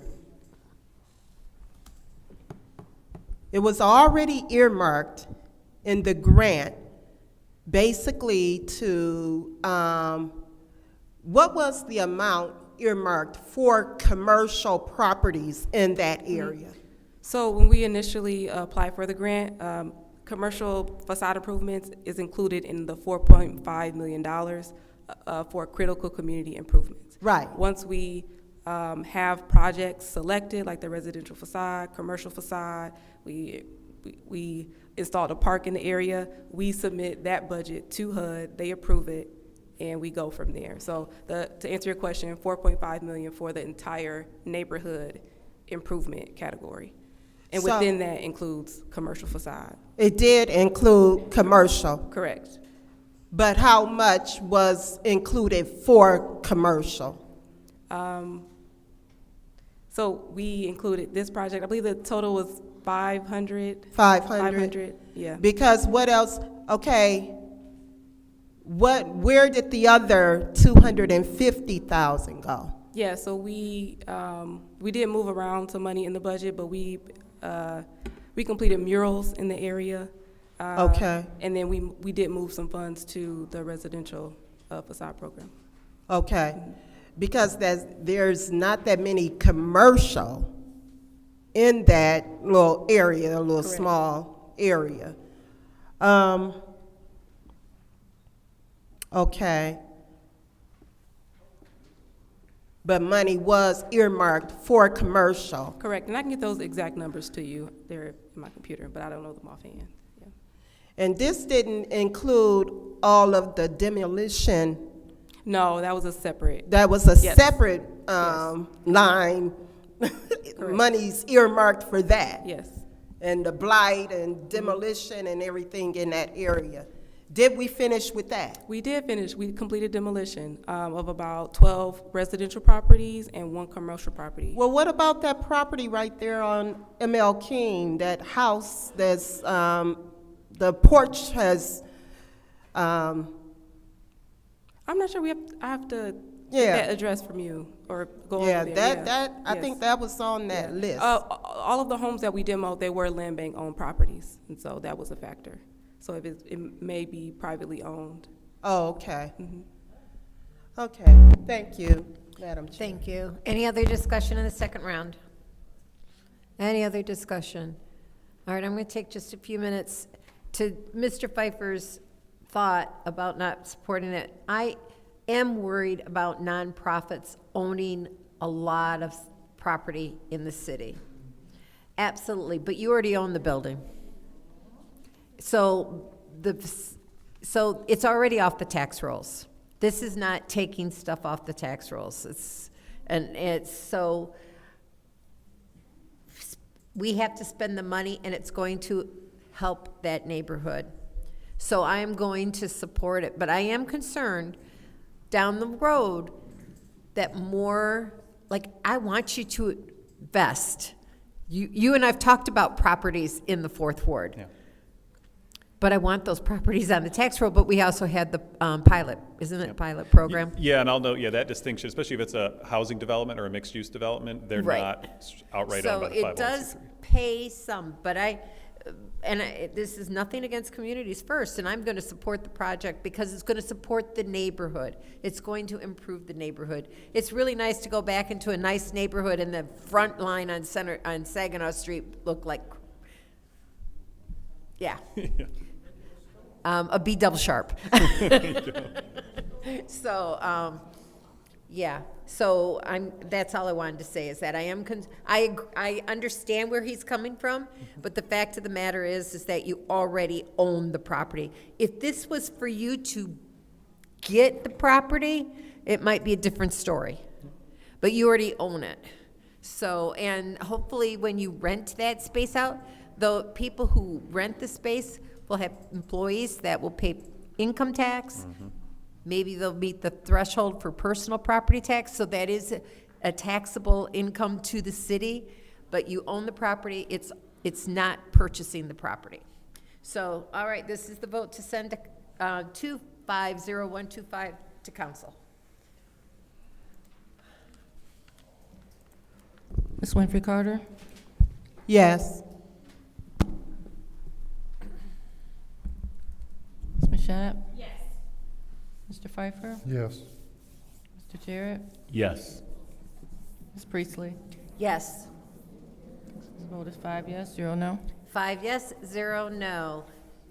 And Joel, first Sunday in May. Okay. No, concert. He plays trombone. And he's very good.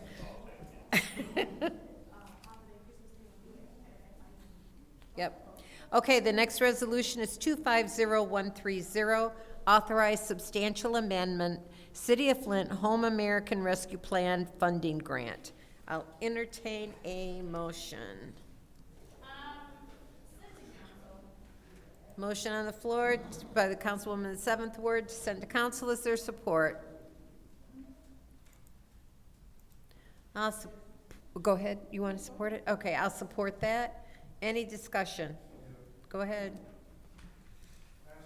How much is going to the Flint Housing Authority on this one? Is this 1.8 million to the Flint Housing Authority? Yeah, so that's our scattered site, single-family scattered site project. How were, and it's for 40 house improvements, right? Correct. That's the estimated amount that we want to improve. And it's in partnership with the Flint Housing Commission. Yeah, so that's my problem. the city. That's my problem right Okay.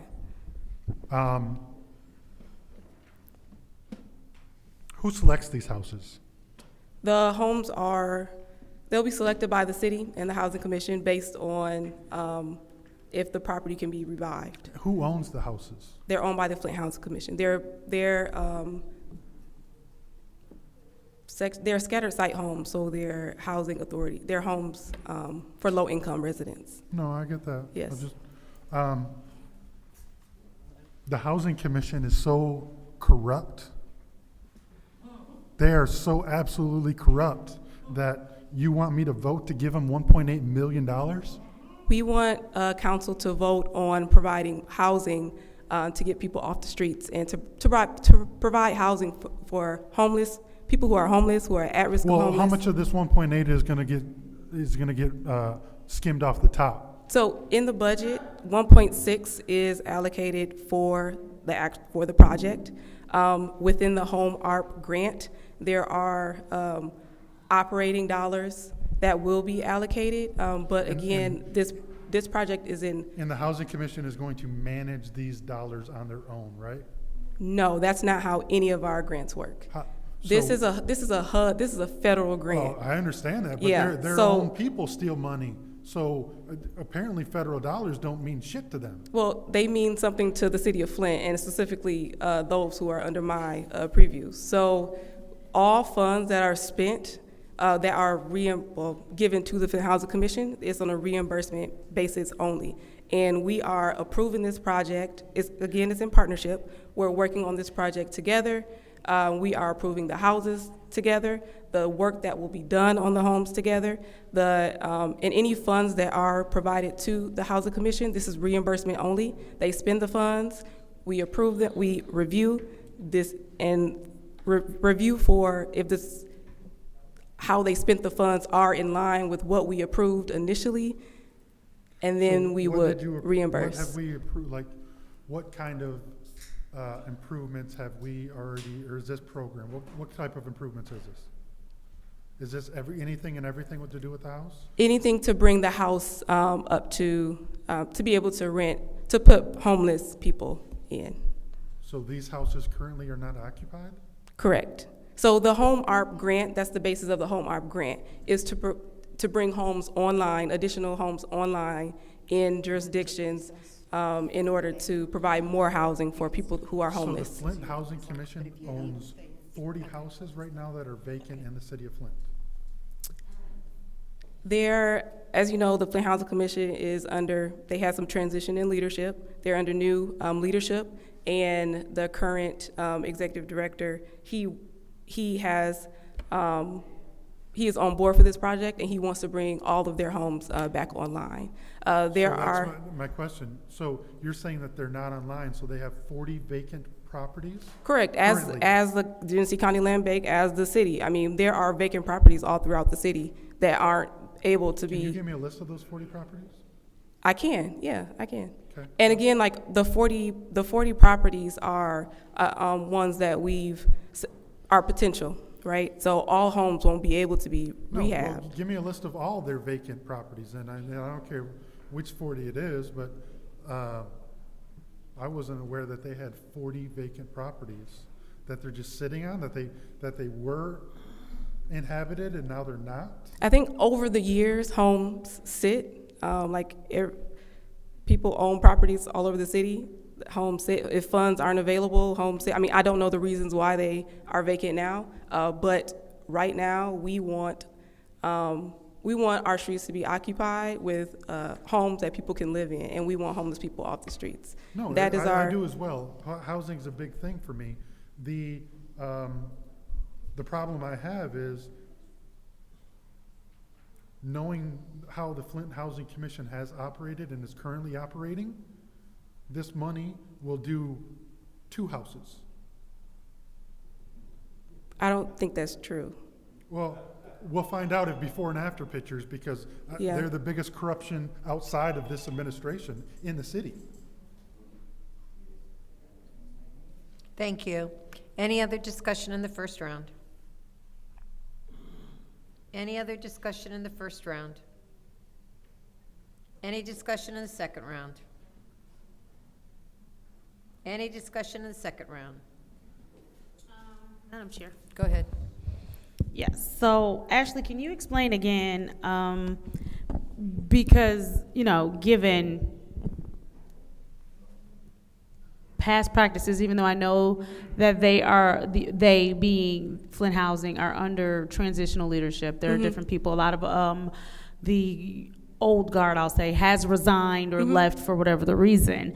I do think that it is fair to ask for you to walk through again how the city will be lock in step to make sure that this process does have the money being spent as it should be spent. I know you said it's reimbursable, but could you just go through the many steps that the city, because this is a partnership. Correct. So can you go through how the city will be lock in step with that partnership? So, as I stated before, there are 40 homes is the goal. 40 homes may not be renovated because we don't know we have an estimated construction cost right now. So we will identify the homes in partnership with the Flint Housing Commission. We will then bring on a consultant to conduct assessments of those homes to determine which homes we can renovate within our budget.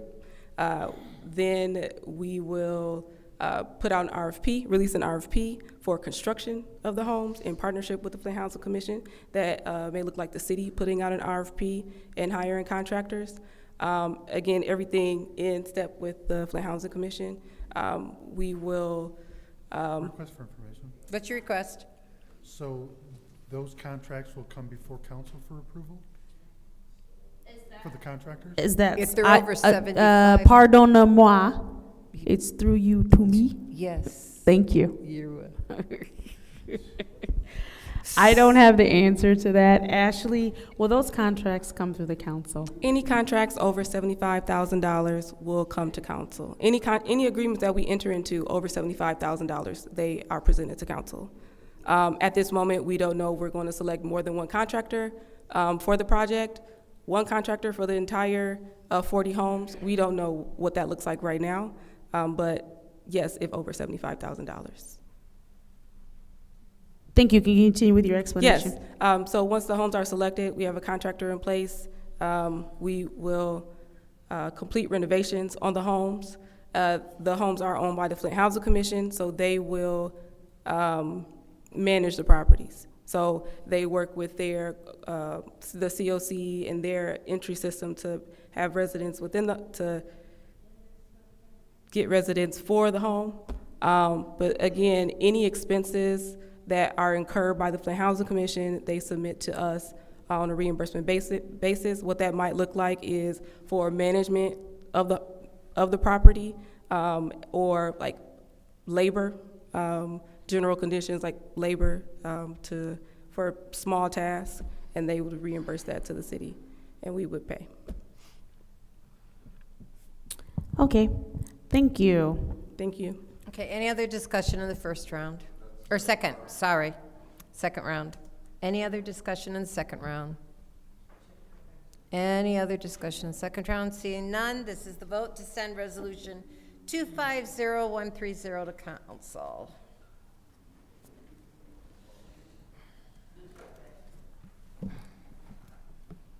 Ms. Mashat? Yes. Mr. Pfeiffer? Yes. Mr. Jarrett? Yes. Ms. Priestley? Yes. Ms. Winfrey Carter? Yes. The vote is 5 yes, 0 no. The vote is 5 yes, 0 no. That will be sent to council. And our last one, 250131, Prevailing Wage Standards City-Funded Construction Projects. Send to council.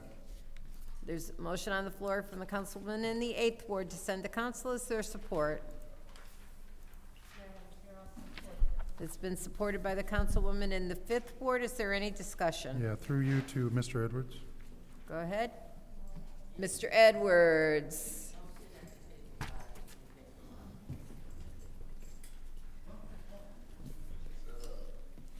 Mr. Edwards, can you tell me why, after all these years, this is needed now? I'm not versed on that history or why it's coming to the foreground at this point. I'm just, as far as my understanding, it has become a good idea for the city to. I mean, we're a municipality. Don't we have in our general conditions that they have to pay prevailing wages? I don't believe so. No, and matter of fact, I know so. So I'm for this. I am not for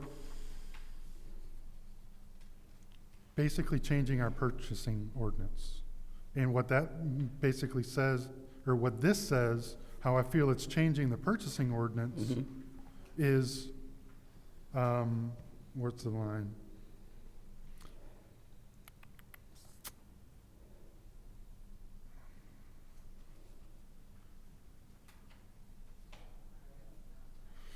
Oh, I lost the line, hold on.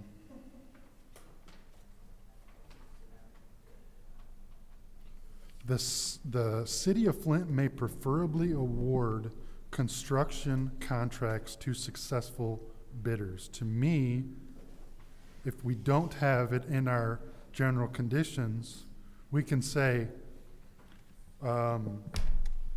LBGC Global or whoever's donating to Neely downstairs, make sure you're prevailing wage and I can get you the contract.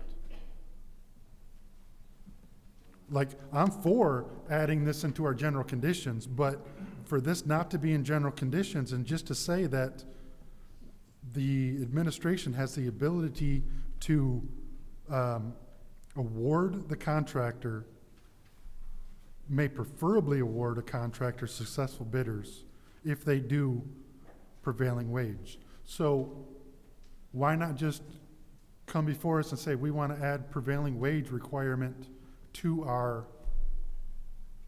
all of our bids? If we're going to give a contract to someone who gives prevailing wage, then why not just mandate that across the board and not say that we're not going to add it to our general conditions? We might tell some people to add it, we might not, and that's how we're going to circumvent and make sure a preferred vendor gets a contract. You follow what I'm saying? I'm not saying it's going to happen, but that's, to me, is what it's laying out to be a possibility and opening that door to that possibility. I would say to council at this point that that's a modification you can make, then make it a mandatory situation. That council can revise this at this point if you feel that that's more appropriate as it relates to, as you discussed just then, as it relates to our purchasing ordinance, then yes, I would say that would be an option for council to say, yeah, let's make this mandatory. According to this, I don't know, what do we want to, I know it's a resolution, but it's more of a proclamation. If it stabilizes local workforce and it increases union involvement and so on and so forth, and for the most part, we utilize union contractors for a great portion of what we do.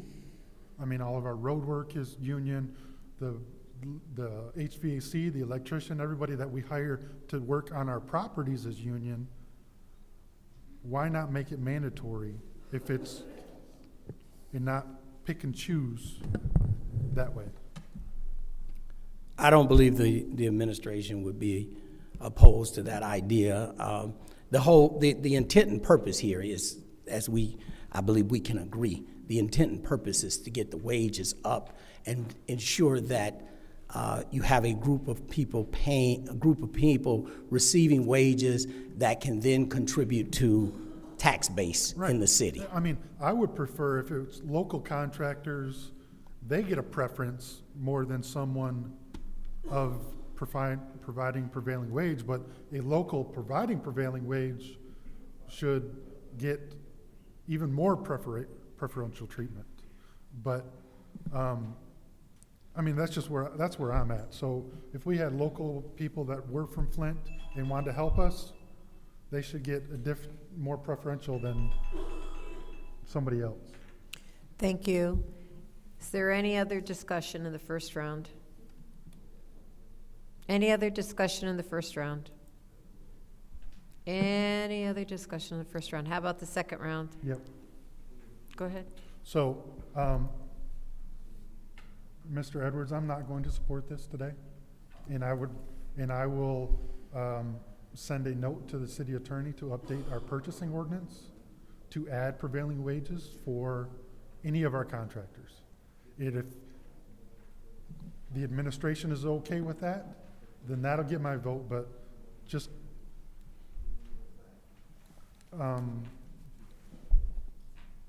to me, this is a gray area.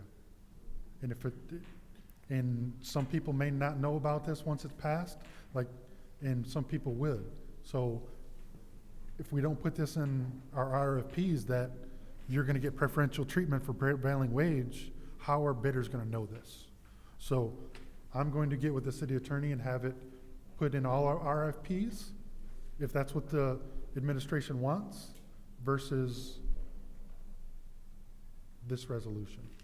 If the administration's okay with that. If not, I mean, I'm not gonna support this, but if they're okay with adding it across the board, then I'll go down that avenue with the city attorney and purchasing and change that. It's up, you don't have to answer that today, but this will not have my vote today. Any other discussion in the second round? Madam Chair. Go ahead.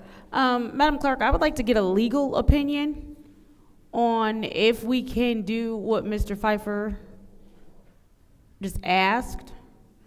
And then I'd also like to know any legal ramifications that might come from this. I'm fine with just leaving this sitting here until we have a legal understanding of if what he's saying won't give us any other legal ramifications down the line. I'd like to, you can't make the motion because you're chairing. Right. Well, I can when I get there. So I'm going to take some time. And Mr. Pfeiffer, I understand where you're coming from, totally. But we hear a lot of comments from, especially black businesses, that they aren't able to participate in city business for one reason or other. But now you're going to take a struggling black business and you're going to force, although I agree with great wage.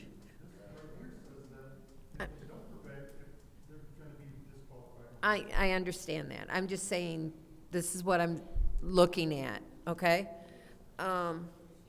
So there's been a lot of, so I know that I've had several clients over the years who haven't been able to pay their employees union wages, although they do great jobs.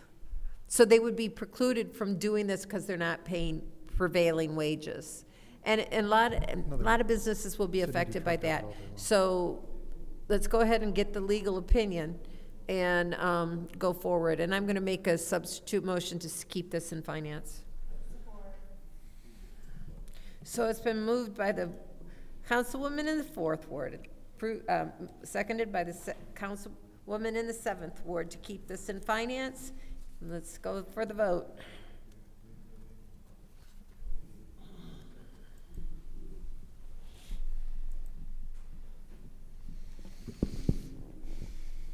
Mr. Pfeiffer?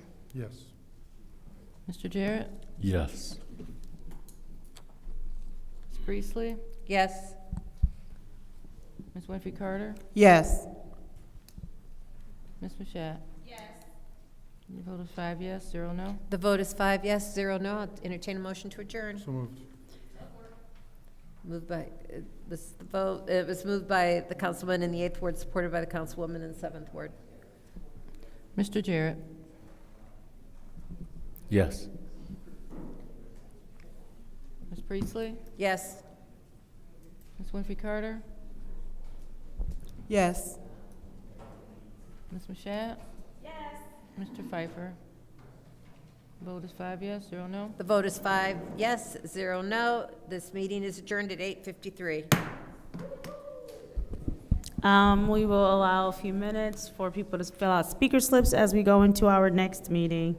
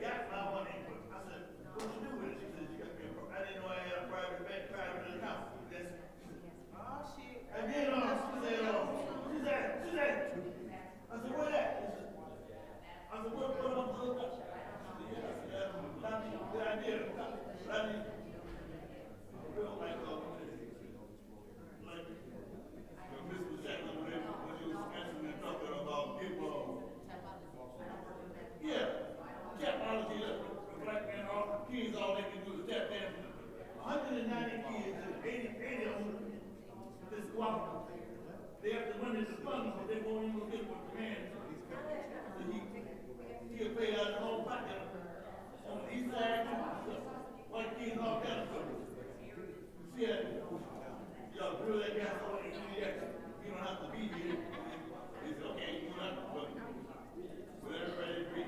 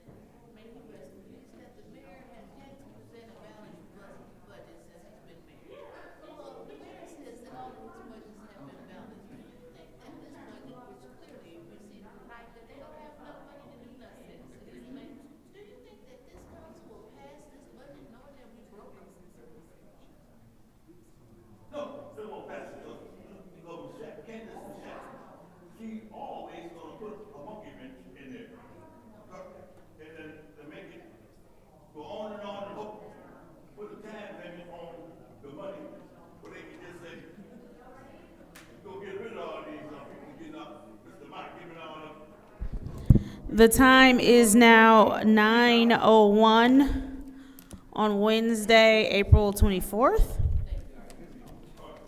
I call this Governmental Operations Committee meeting to order. Roll call, Madam Clerk.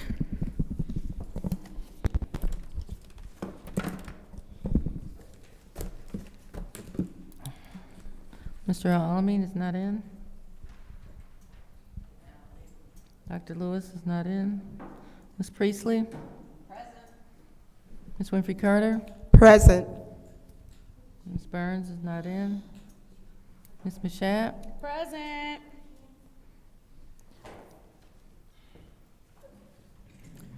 Mr. Pfeiffer? Present. Mr. Jarrett? Present. You have 5 members present. We have 5 members present. Are there any requests for agenda changes and/or additions? Seeing as how there are no requests, it is now time for public comment. Members of the public who wish to address the city council or its committees must register before the meeting begins.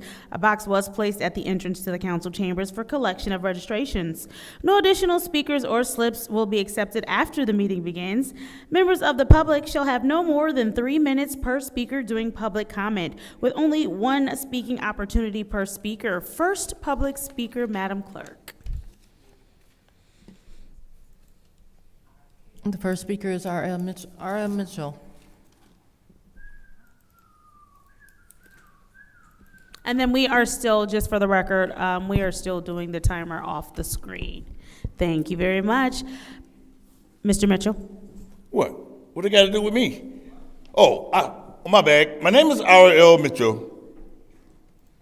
And I want to speak on the situation about you, Mr. Mashak, about the stimulus money. When you came out and said anybody got any problem with the stimulus money, come up here right now. And you're taking care of it with the woman with the roosters and the people in the neighborhood. But I was trying to get your attention. You see me, but you walk up. That's where I appall, whatever appall means, to your decision, because you just talk about the cheaper police. You know everything about that, but you see, but you want to talk about, you want to get to action, you should get, my money is, I want you to at least attempt to get my money in my own hands. And talking about these kids ain't got no jobs and stuff. I'm a grown man and my money, but they told me my sister got my stimulus money. But I ain't got nothing to get my money. And you made it possible to get my stimulus money, but you just went back to your seat and you're not transparent. But you was transparent, just got out of your street, right over there and talking about. So I want you to at least attempt to check my sister on Rankin Street, Joanne Evans. That's her name. It's in the 400 block. I forgot my own sister's address since all that COVID situation come up, and I done got used to it. I don't give a care of her. And people, and I want you to, her maiden name was Mitchell. You know, when you get married, my brother-in-law was Evans, Brad Evans. And I want you to, would you do that for me, Miss Mashak? Tell her about R.L. Mitchell money, because the IRS told me what's happening. When they down there on Saginaw Street, the 10, right in front of the high rise. And the IRS people don't play. They don't lie either, I can tell, because it's up to me and people like you to get to the point where they can treat people like they civilized in this town, instead of letting them kids like they grown than the grandparents. Like me, found out I got some grandkids, but they come to me in the farmer's market. They didn't know I had it. That's how 14 years old. And let me know, I'm your granddaughter. I mean, anyway. Thank you. Next public speaker, right. Madam Clerk. Thank you.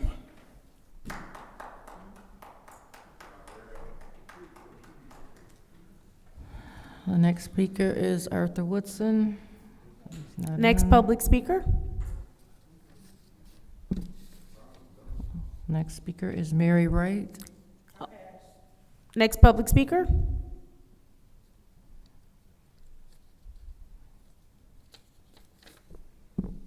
Next speaker is Claire McClinton. Next public speaker. Next speaker is Rodney Thomas. I'm sorry, what was the name? Lathan Jefferson. No, sir. What was the name, Madam Clerk? Rodney Thomas. Next public speaker.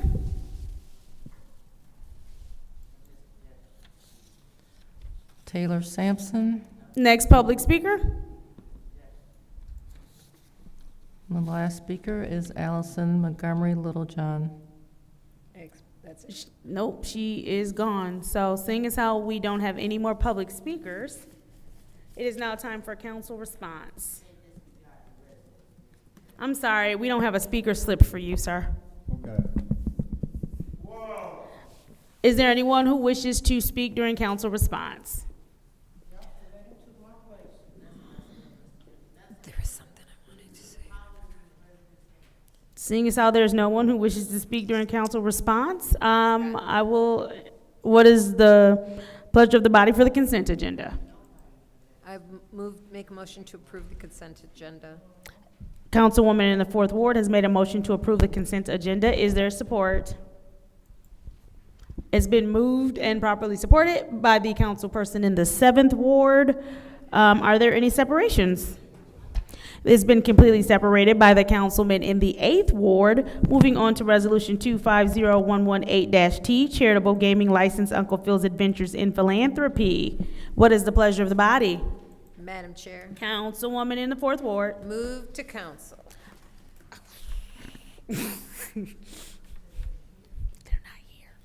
No support. They're not here? No, so. Lack of support. Okay, say it here.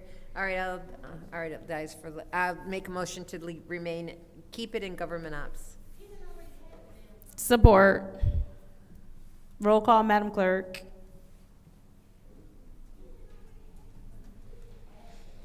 It is 9 o'clock, but.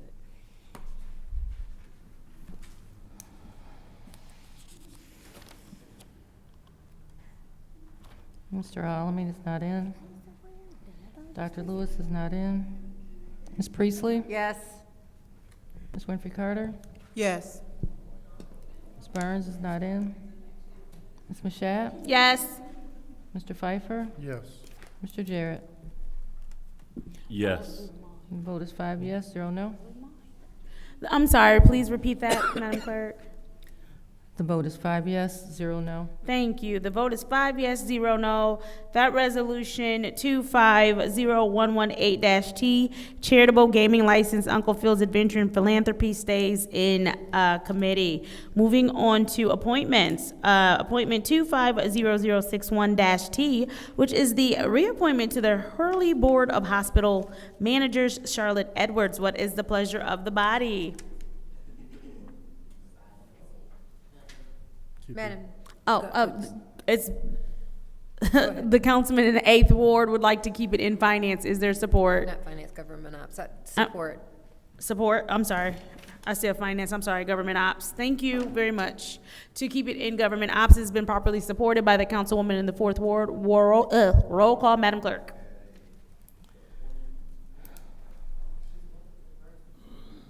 Dr. Lewis is not in. Ms. Priestley? Yes. Ms. Winfrey Carter? Yes. Ms. Burns is not in. Ms. Mashat? Yes. Mr. Pfeiffer? Yes. Mr. Jarrett? Yes. Mr. Alamin is not in. Vote is 5 yes, 0 no. The vote is 5 yes, 0 no.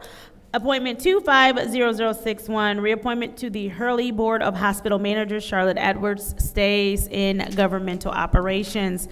Moving on to Resolution 250096-T, which is the reappointment to the Hurley Board of Hospital Managers, Deandra Larkin. What is the pleasure of the body? Madam Chair, move to council. It's been moved to council. Is there support? Moved and properly supported by the councilman in the 8th Ward. Is there discussion? Discussion in the second round. Councilwoman Winfrey Carter, you have the floor. I'm just going to say this, and this is where I stand on all of these appointments to the Hurley Board. I remember the night that certain council members voted no to reappoint Mr. Phil Schurz. And I couldn't understand that. And it was all political, in my opinion. So with these reappointments, as well as the appointments, I'm not going to vote on any of this. My vote will be no. If you want to keep it in governmental ops, fine. But I will never vote for this to move to council. because right is right and wrong is wrong. It was weird. That night, we had council members, I don't know who got up. They got up and they kind of disappeared into the back of the chamber and didn't vote. And couldn't even say why they didn't want to vote for him. So I will not vote, and it's not that I don't think that any of these people would be good people to serve on this board, but I'm not going to vote on this until we can vote Mr. Phil Sharts to be reappointed to this board as well. Thank you. Anybody else in the second round of discussion? All right, seeing as how there's no one else, I will take my time. I want us to be clear, because there's a little bit of revisionist history happening, and I don't think that it's purposely being done. If you recall the night that Mr. Schultz was on the agenda for Hurley Board, there was also Mr. Jaleel, I can't remember his last name right now, I'll charge it to my head, not my heart. He was on there as well, and I moved to have that move to council, and I did not get support. I could not understand at that point in time why I didn't have lack of support, at which point I ended up getting a personal phone call and I had to go to the back. Ms. Fourth Ward, Ms. Priestley was on her way to the restroom, and when she went to the restroom, I stopped her and I asked what was going on, and she said all of the Hurley Board appointments that night had been pulled. So that's actually what happened. So that's why the votes went the way that they went, because if you recall, you can go back and watch the tape, just in case you feel like there's a discrepancy in my story, which there is not. I tried to move Mr. Carter. It died for lack of support. So I had no idea at that point that all of those appointments had been pulled. And so once I learned that they had all been pulled, which at that point I was already in the back, and so you all had continued with the meeting, you all were already voting. So it wasn't a political move on my end or Ms. Priestley's end or whatever the inference is there. They had just simply been pulled already, and I was not aware of that. And so I was trying to move everything that was on that agenda that night, because they were all appointments, and they were all appointments to the Hurley Board, and we know the Hurley Board needed the appointments. So just so we are clear on what happened that night, those appointments were pulled, and I had no idea they were pulled.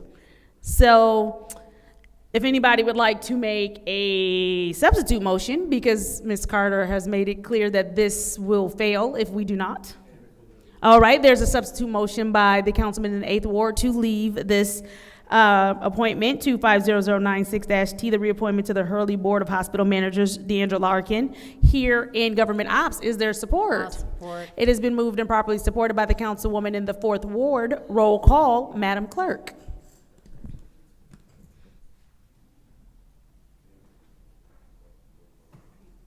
Ms. Priestley, Yes. Ms. Winfrey Carter, Yes. Ms. Burns is absent. Ms. Mashat? Yes. Mr. Pfeiffer? Yes. Mr. Jarrett? Yes. Mr. Alamin is absent. Dr. Lewis is absent. The vote is 5 yes, 0 no.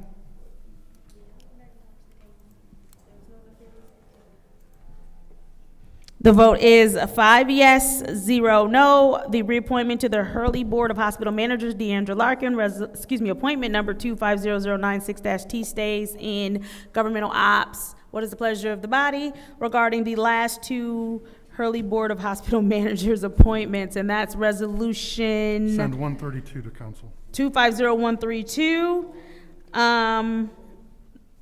And that is for Mr. Robert J. F. Whittigan, and it has been moved to, why are you moving it to council? Moving it to council.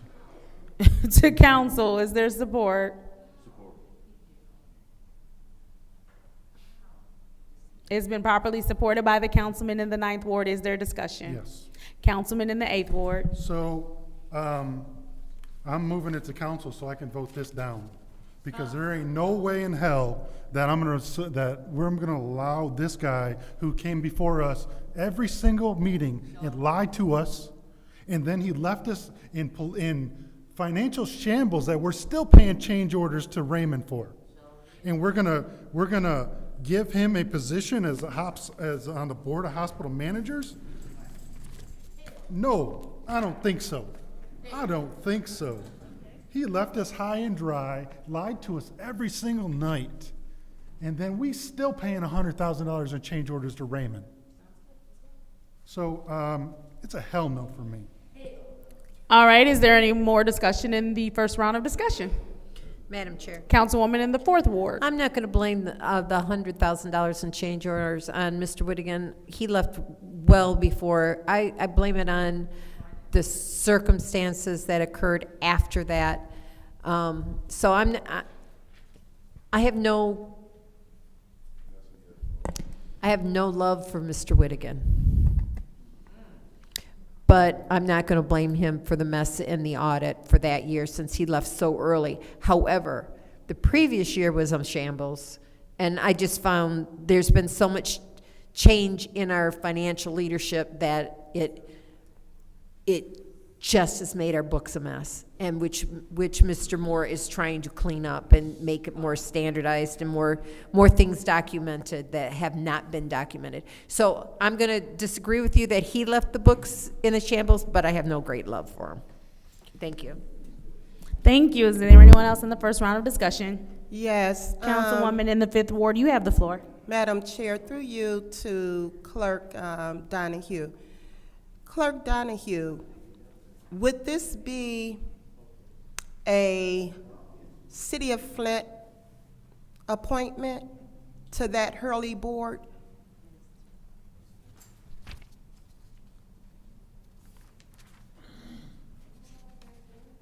You know what I'm saying?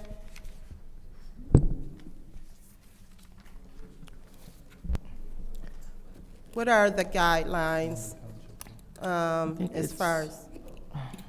Spelled out in the resolution, it should be.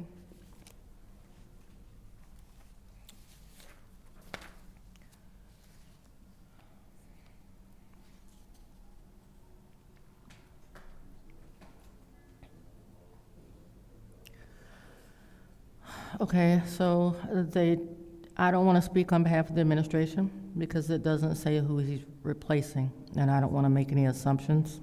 Right. So I would have to find out who this replacement would be for because there've been so many, because I don't even know who he's replacing out of others that have failed.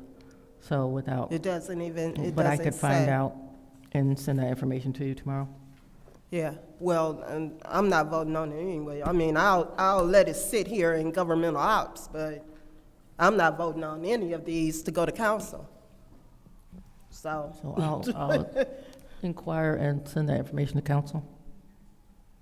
All right, thank you. All right, anyone else in the first round of discussion? All right, so I'll take my time. I am not familiar with whatever interactions were had with him prior. I do understand the question that you were attempting to ask, Ms. Winfrey Carter, as far as residents. Is this going to be considered a City of Flint appointment, or if this is going to be an appointment that we are allowed to have of a non-resident? So I get what you were asking there. Roll call vote, Madam Clerk.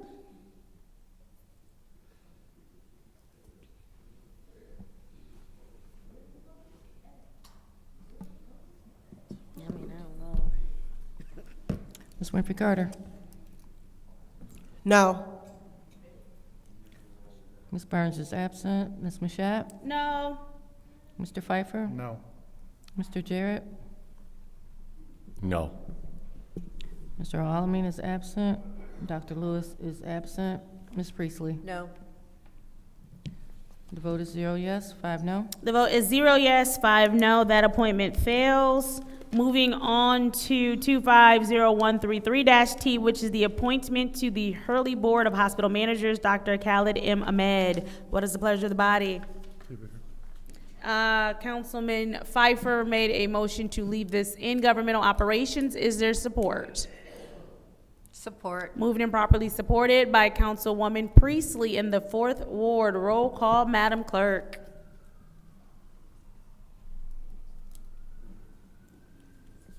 Ms. Mashat? Yes. Mr. Pfeiffer? Yes. Mr. Jarrett? Yes. Ms. Priestley? Yes. Ms. Winfrey Carter? Yes. The vote is 5 yes, 0 no. The vote is 5 yes, 0 no. That appointment stays in committee. What is the pleasure of the Motion to body? adjourn. There's been a motion to adjourn by the councilman in the 8th Ward, supported by the councilwoman in the 4th Ward. Roll call, Madam Clerk. Mr. Pfeiffer? Yes. Mr. Jarrett? Yes. Ms. Priestley? Yes. Ms. Winfrey Carter? Yes. Ms. Mashat? Yes. The vote is 5 yes, 0 no. The vote is 5 yes, 0 no. The time is now 9:23 p.m. on Wednesday, April 23rd. I call this Governmental Operations Committee meeting to, it is adjourned.